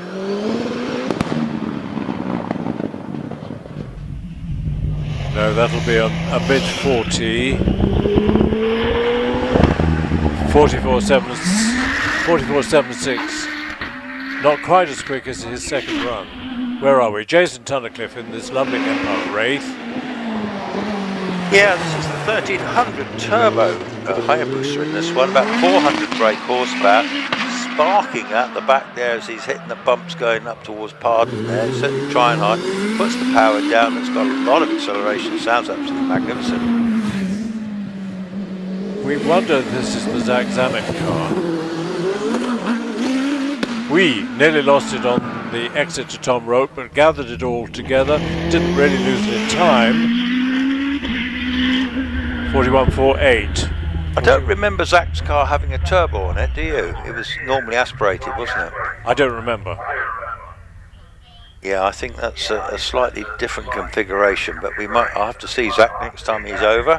Our guys on the start line are holding a red flag, wondering whether to put it up. Meanwhile, a car is... I think we've got one of our residents up the hill coming back home.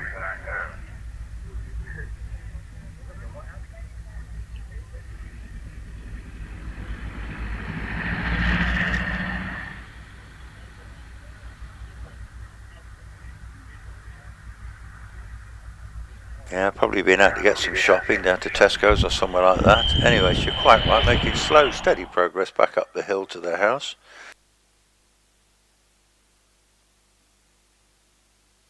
not taking the full run up to a Tory, so it's cutting across to the old track.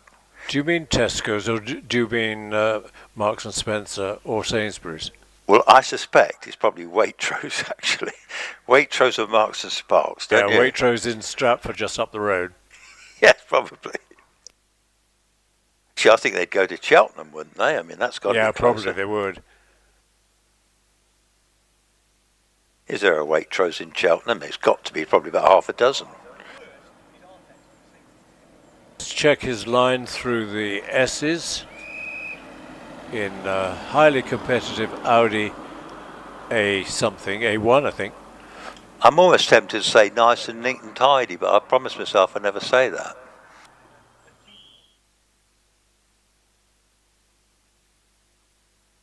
Round semicircle, screaming up towards the finish.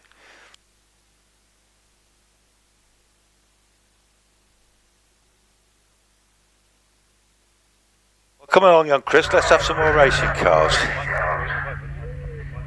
We got a pea green one coming out of the paddock, but I'm not sure why there might be a bit of mud to sweep up.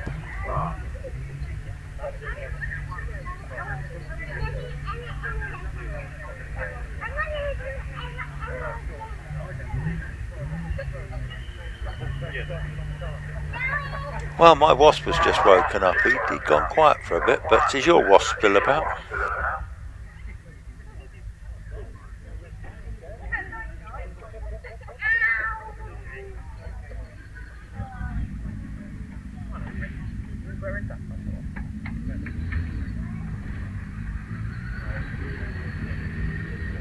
No, he's up the top of the window, and we've got Steve Owen on the line.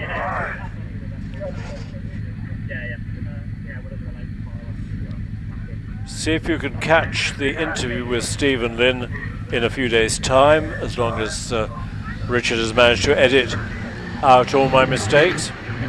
But he's off the line nicely. It's Lynn actually doing a 2.93 off the line.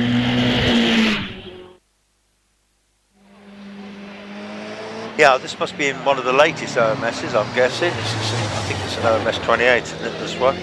Yep. I think they've had this car for a while, but it's only for the last, I think, 2 seasons that it's had the V8 engine in the back of it. Who have we got on the line? We've got 871.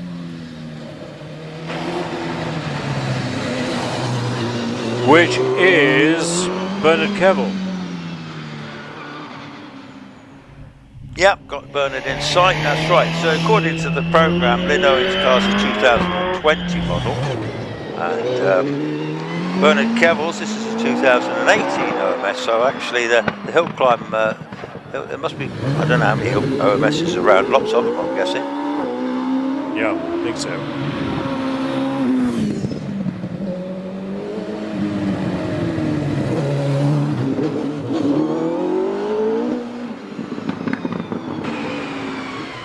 Tony Hunt on his way.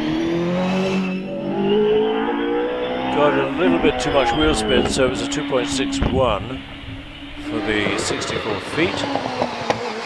Yep, got him. DJ 55, Gould DJ 55 XD, this one. It says 2022, but it isn't. It's a much older car than that, isn't it?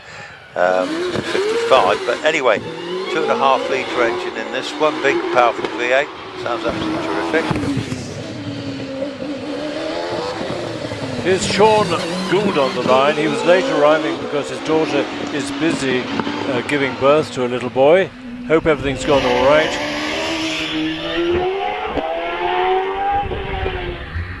Has lost none of his skill. He had a very limited season last year because at the end of 2021 he hurt his shoulder in the Masters series out in Portugal, but I think he's okay now. Yeah, the one in front of me now, this gorgeous looking car, to be fair. Absolutely ballistic weapon, this one. This is the car to have. Builds himself. I can't remember what his record was here. Early 35s, wasn't it? Yep, I believe so. I mean, he's held hill records at other places too, hasn't he? He did a hill record in lousy conditions at Logan, ones. He has done a 38.9. So I've got Olivia Cooper again. So she did she have a rerun then or something? Yes, she did. She got red flagged. Yeah, making great progress, Olivia. Looking good. The splits are looking good. Yes, it'd probably be in the sort of the 44s and something like that. Sean has done a 38.9. We saw that, didn't we? On the line is Graham Wynn. 82.82 for Olivia. And he's getting his hands device reattached to his helmet. So that's okay. This side, I think they're still struggling a bit with the other side, but all fixed now.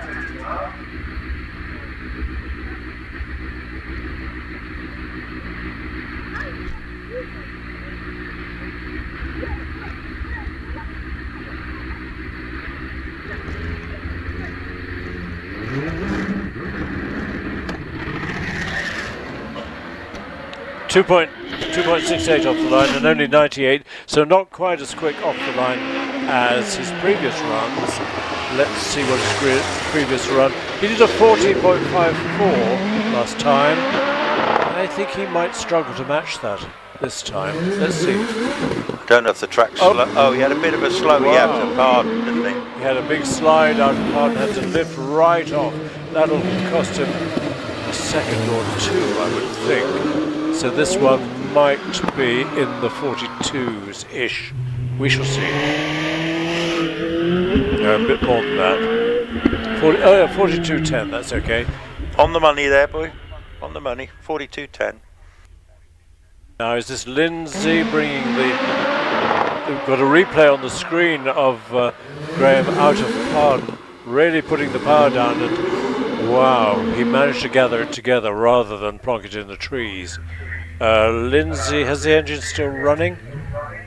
No, I don't think it is. Alex looking rather worried. Oh no.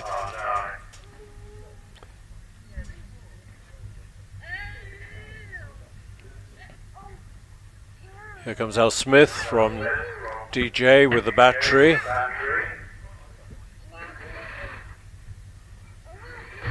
Yep, fired up okay. Lindsay just clearing its throat.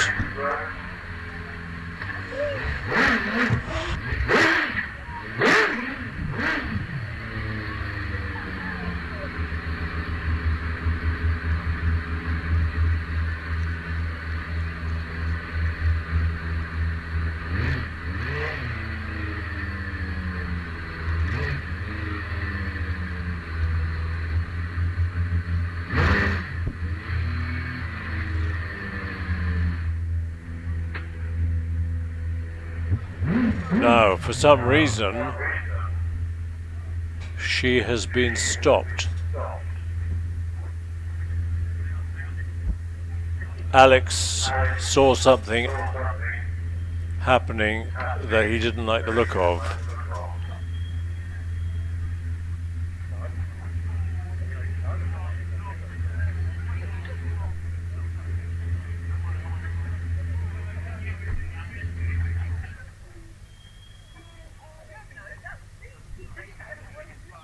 They switched the engine off again, Chris.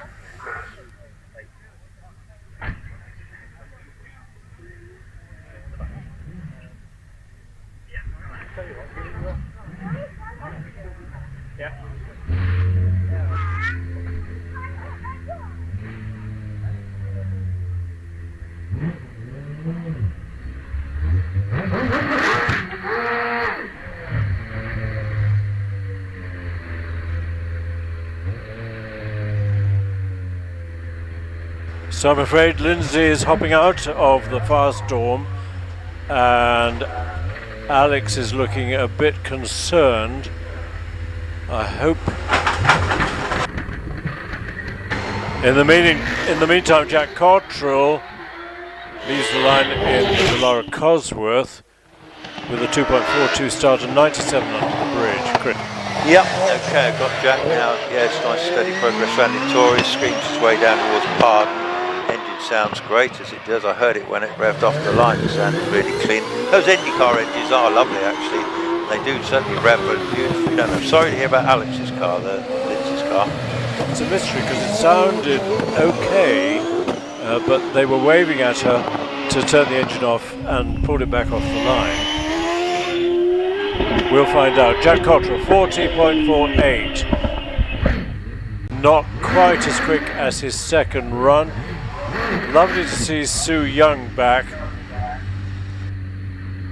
in the Gould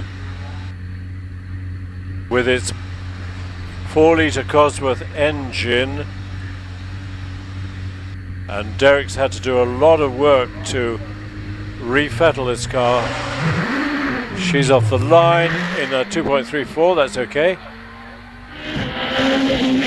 Yeah, lovely to see Sue back, as you said, and I don't think Derek's doing any driving at the moment, but certainly Sue's got, oh dear, she's just had a little moment here. Tori's ran a bit wide, just poked her front wheels onto the gravel, so she's stopped.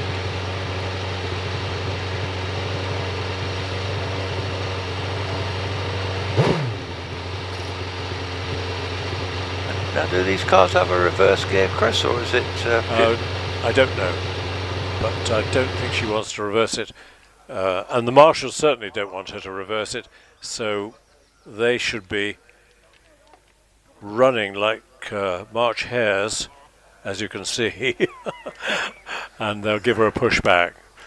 They're doing a fine job, as you say, running like March hares in the spring. Anyway, so they're going to gradually get a little movement. They're just checking she's okay. There should be no drama at all. It was just she ran a little bit wide and didn't go very far into the kitted litter at all. They got their brushes out and they're just giving that a scrape. I suspect she'll run it back down shortly, straight back down to you, and for the failed run. Quite a lot of gravel on the near side front tyre, which is the only one that went into the gravel, but there's some sweeping to do underneath the car, of course. Well, shows she's trying a little bit yeah, anyway. It does. What did Gilles Villeneuve say? If you ain't spinning, you ain't trying. Yeah, that's probably very true. Very true. Great to see Will Hall earlier back again. Now, I don't know if he's going to have another little run in a minute, perhaps. It looks to me as if Will is sitting comfortably waiting to bring the car up to the line, all in unpainted black. It looks a slightly different shape from the other GR59s, but whether that's simply a product of the colour, I don't know. I'm guessing it's not been, well, obviously been painted, whether he intends to paint it, because I remember one season Alex's Firestorm was sort of unpainted. Yeah, well, that's right, it was. Just looks to me as if the shape of the bonnet up to the steering wheel is slightly raised compared with the other ones, but we shall see. Yeah, Alex told me at the time when the car was painted it added an extra 5 kilos because of the weight of the paint. That's right, it's heavy stuff. I mean, Wallace's car's got a lot of paint on it, hasn't it? Doesn't slow him down much. Will doing a lot of tyre warming just to get some heat into the tyres. Yes, it is very much unpainted.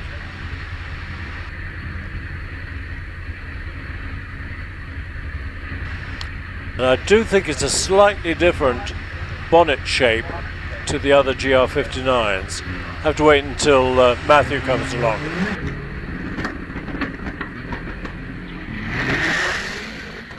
Brilliant start by Will. Didn't take him long to get the hang of this. And 93 miles an hour under the bridge. Yeah, looking good, looking good. The car's looking good. Like you say, it's hard to tell without having a proper look at the car, comparing with Matt Ryder's and Sean's. But anyway, a little bit slow round part, getting used to it now. But when he put the power down there, going towards the S's, it certainly seemed to pick up its feet. Lot to learn from the car, I'm sure.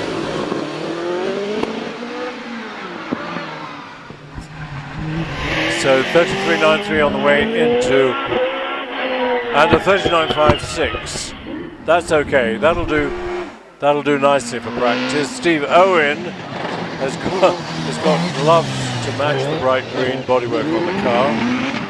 So yes, you think it's, I don't know what it's like sat in a race car on a cold day. Is it a cold experience, Chris? no, it's nice and warm. Particularly if you've got the radiator in the front.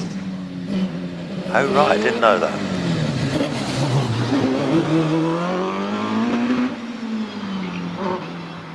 Steve is followed by Simon Andrews, and Steve will do a low 40s, 42.26. Let's hope it's a dry night and we get quick times tomorrow. Simon Andrews, OMS 28, with the first of the Terry Davis V8 engines. I somehow seem to have missed Terry today. He's out in the force, isn't he? Is that right? No, I don't think he's out in anything, is he? Oh no, there is, no, that's right. There was another Terry Davis in the 1 litre class, or 1600. Looks like he's not here today.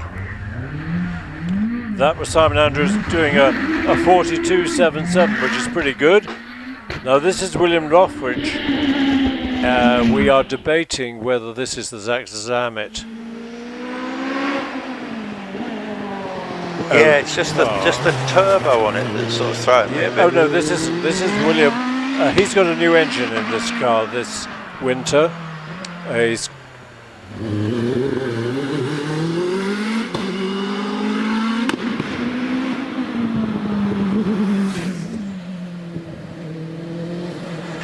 yeah, I don't know much about that car or the driver, I'm afraid.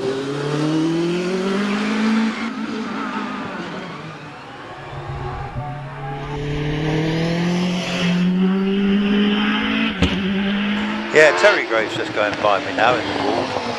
GR55. I think that's a particularly pretty colour scheme on that car. He drives it well actually. He's looking to be quicker than his partner at the moment. Round Pardon, it always seems to look slow because it's a sharp old corner. Heading up towards the S's and will soon be going around there and then up towards semicircle. Matthew Ryder brings the Gould to the line. I was completely wrong. It's exactly the same body shape as Will Hall's, and Terry does a 41.16.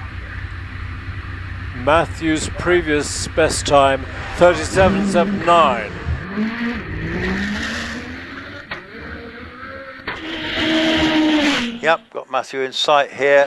Already making very smooth progress. He's fairly ragged, very smooth. He reminds me of it. Scott Moran, really, the way he drives. He's growing in confidence all the time. Already round Pardon, puts the power down, exit Pardon very rapidly up towards the S's.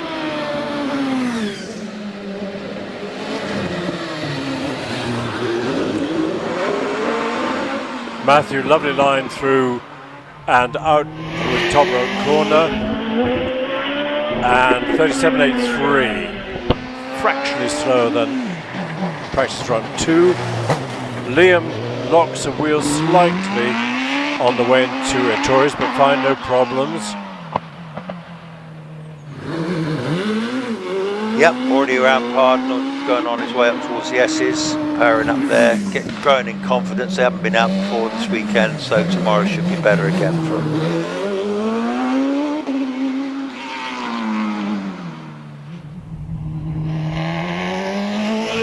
So Liam, it'll be a good run, 43.08, that is good. Here's Ed Burgess, number 46. Why he has such a low number, I don't know. He said something to me about competing in the Midland Championship this year.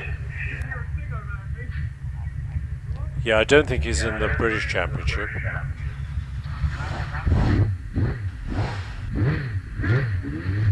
Out of interest, do they have to pay to enter something like that? Yes, is the answer to that. 2.91 for Ed off the line.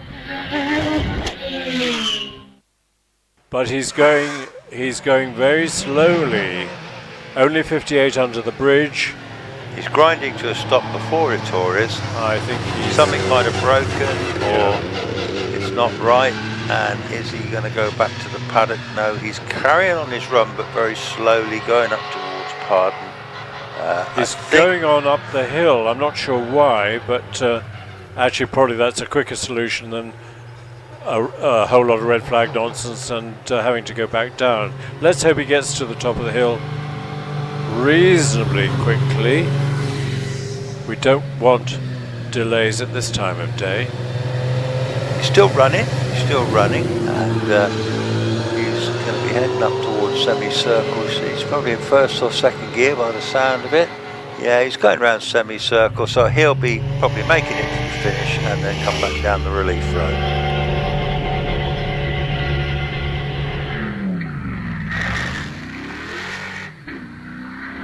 Up goes the special sand racer, Scott Rayson.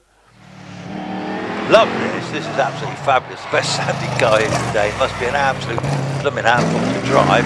Yes. It sounds amazing. Oh, sparks going on the straight going up to Pard. Got round Pard, puts the power down. That's actually a brute of a thing. 6 litres, about 600 horsepower according to the thing.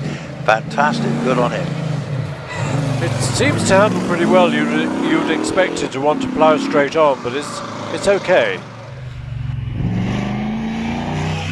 David Uren leaves the line. Scott has a 42.99. What can David do?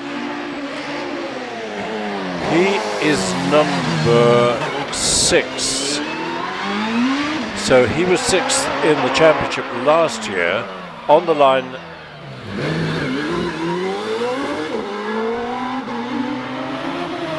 is the newly painted OMS 28. It's rather attractive mid-blue, but let's watch David Duran. This will be pretty quick, I think. 40.2. Trevor Willis plonks it into first gear. And a no-fuss takeoff, not bad, 2.42. Yep, Trevor with me now, 3 times champion Trevor. It's lovely little OMS. I like the new colour scheme. You called it something Inca Blue, wasn't it, or something? Oslo Blue. Oslo Blue, that's right, yeah. Well, I suspect they're not going too mad at this stage of the day. Just not going to set any records today in these temperatures. No point, it's not time. But Trevor has posted the second fastest time today with a 37.32. This could be a bit quicker than that. No, it's not. It's a 38.73. Yeah, definitely they're all going a little bit slower, aren't they? Perhaps the conditions are not great. Perhaps they're tired out. Wallace, the usual unfussy but very rapid takeoff, 2.09 is as quick as we've had today. Round Orchard at 107. Visibly quicker too, isn't he? That car looks magnificent. Just love watching him drive. So good, so consistent these days. The car screams away from Pard. When he puts that power down, it's just mind-blowing, really. Going into the S's already, and you'll be getting sight of it.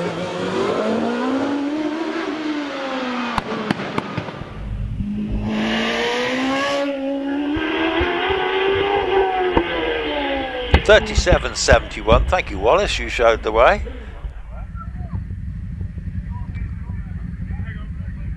Yeah, that's okay. On the line is this extraordinary Hillman Imp.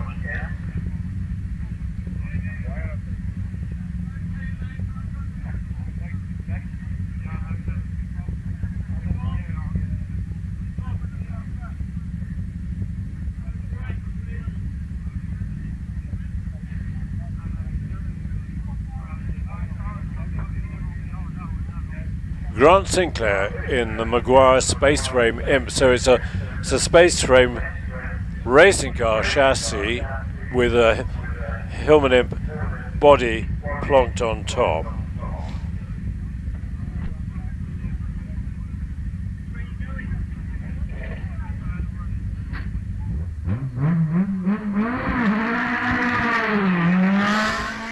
Brilliant start, of course, rear engine helps. And And up to the start comes, I think, Richard this time, Richard George in the very collectible Chevron B19. Yeah, the Maguire. Sorry. I was looking at the back wheel of the Imp, which I thought was not looking very healthy, but it looks okay now, unless he's got a puncture.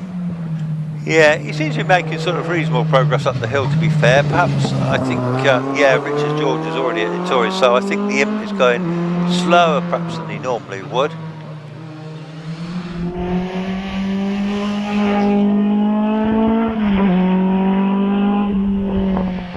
Ah, there's Amanda George driving this time, isn't it? Yeah, so Amanda's already well on her way up towards the S's.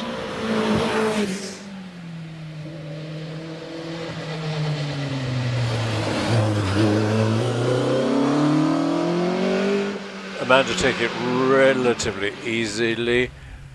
50, she's usually in the 50s. Yeah. So it's a 51.59. That's okay, preserve the car.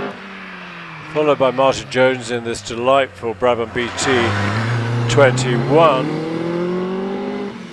Pure little racing car, that one, isn't it? Absolutely lovely little bit of kit. That was made 1967, and they were lovely little racers then. And followed by Andy Tippett in the Brabham BT30, 1969 car, Rover V8 in the back of it. Sounds rumbling and grumbling all the way up the hill. Sounds fantastic. We'll watch that all day.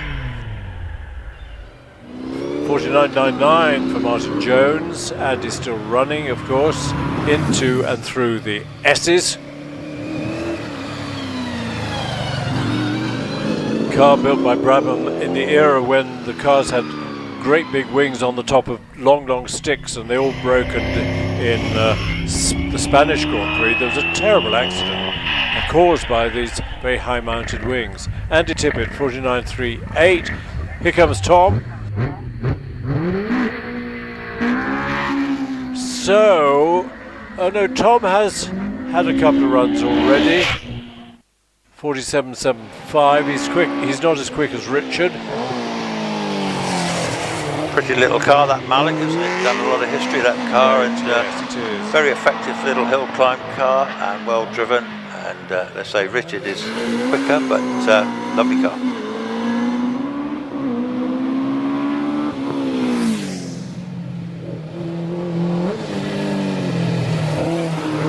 I see Simon Braithwaite coming by now in his Mark 1 Escort.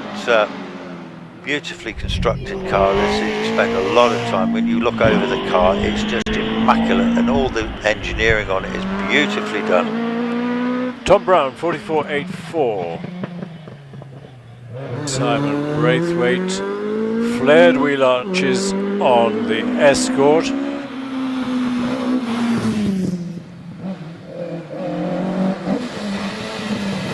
Looking very purposeful.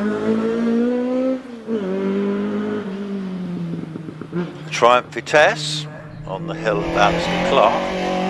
White one, very unusual car. 6-cylinder Triumph engine in this, and in fact, I think you told me somebody told me these were the BMW M3 of the day. Well, I think that's being pretty complimentary. I think probably the Dolomite Sprint was although that came along a bit later. We've got a time for Simon Braithwaite, 52.49. Yes, Peter Cooper in the Allegro, unusual Allegro, much worked on. A lot of people used to laugh at the Allegros. They weren't the most popular model ever made, but it's lovely to see one having a go on a hill climb. Yeah. And has it still got its square steering wheel? Do you know what? I never noticed that, to be absolutely honest.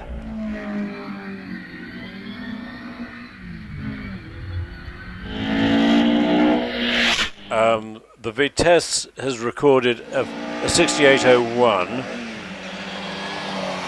and here is Mark Hobbs's Ford Escort Mark II. Yeah, nice car, that pretty car. The car that will be following it, Martin Saunders, is a Mark I, and Martin was telling me that his car's at least 100 kilos heavier than the Mark II.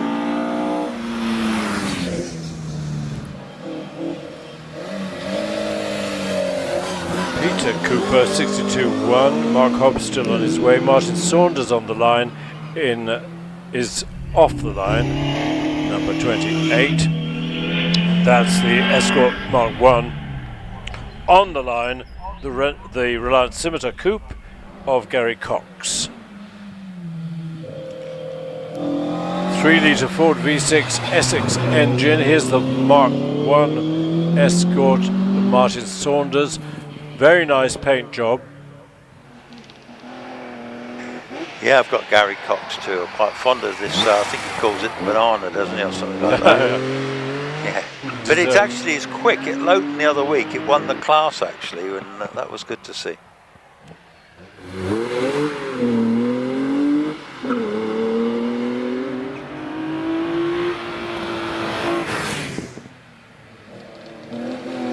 Bit of smoke coming out the back of that engine. I'm sure he had it rebuilt last year. Should be good for a few more miles yet.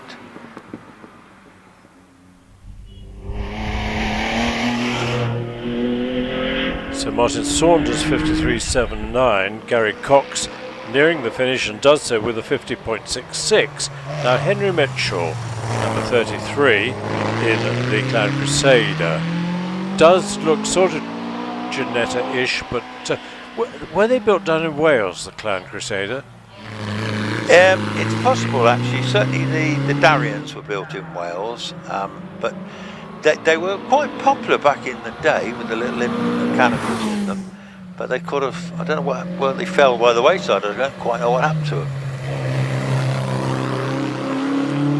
Well, the Ginetta went on to have a lot of success, which it's still having under its new ownership, particularly running all sorts of racing classes. Henry Mitchell 62.3, followed by Ed Cotton.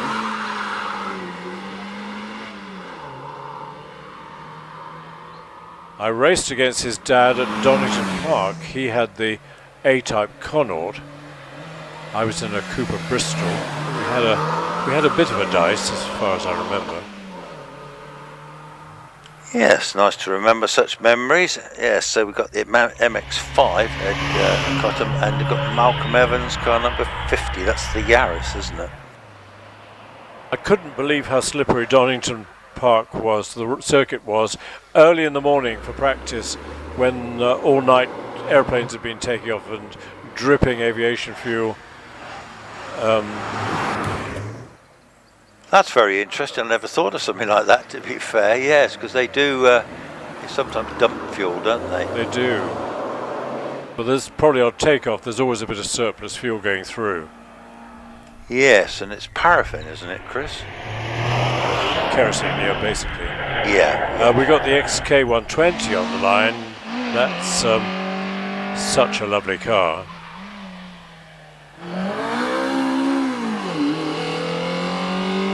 Not many XK120s hill climb.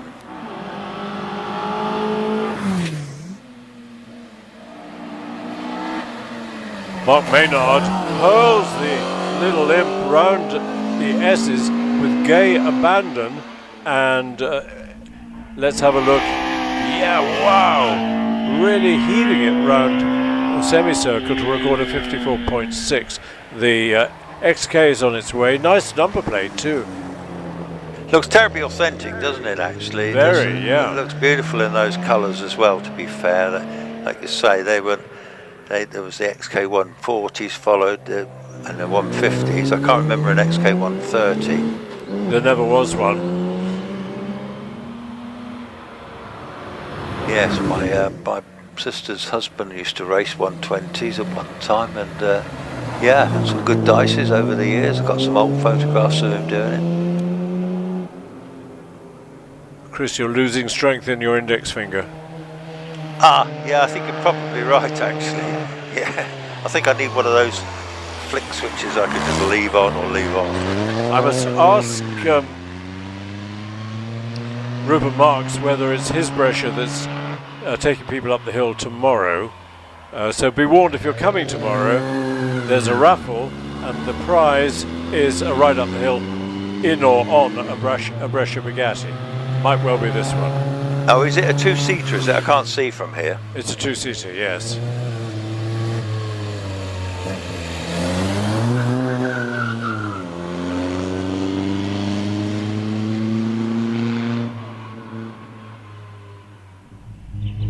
It's pretty quick, isn't it, for a very early 20s car? Yes, he's just finishing off now, 65.72. Ah, the Imp's having another run. I don't know why that is, but yeah, that's Grant Sinclair in that little Scottish coloured Imp. And Jeremy Rivers Fletcher on the line in this rinky-dink little go-kart. I was wrong about it having handlebars rather than a steering wheel. It has got a tiny steering wheel. Yeah, it looks a terrifying little beastie to drive, and it's got a great big, where his feet are going right into the nose cone. The nose cone seems to stick out the way in front of the wheels. Yeah, if you go off, you ought to go off backwards. Grant Sinclair in the Space Frame Imp 5351.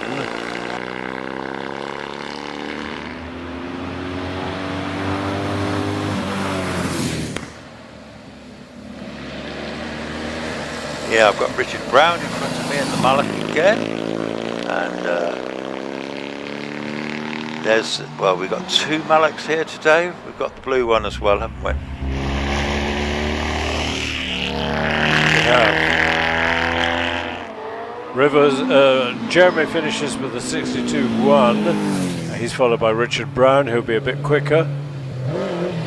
Jeremy usually hill climbs the well-known Triumph Special that he built 30 or 40 years ago. He's dragged out the Bellamy Special, and Richard does a 47.91. Yeah, Christopher Tabor in the Riley Special. That's one of the favourite looking cars here today, to be fair. Looks absolutely beautiful. And it's only got a 1500cc engine in that one.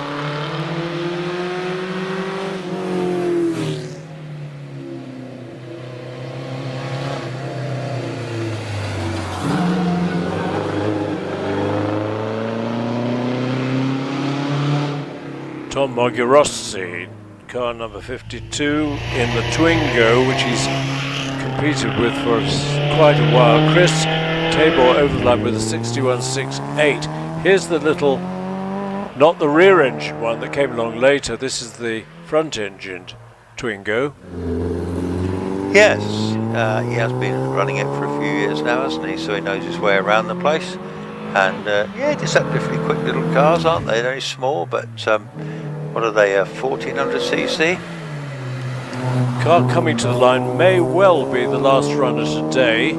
That's number 58, that's the Mazda MX-5 in a class of its own, driven by Richard Durrant in the Bugatti Owners Club Classic Championship.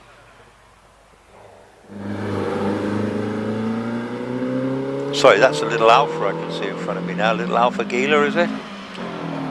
Yes, it is. That's Alex Risk in the Alpha Junior. Yeah, pretty little car that, isn't it? Highly desirable.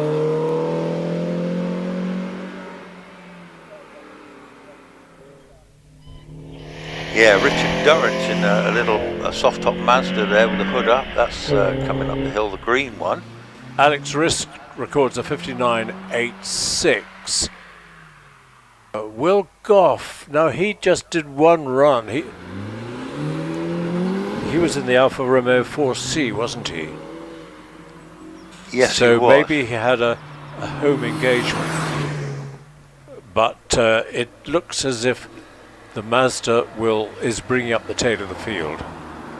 So we've had a good day. The weather's been kind after the fog cleared in the morning. We've had one or two incidents, little bit of car bending, but as far as I know, our drivers are fine.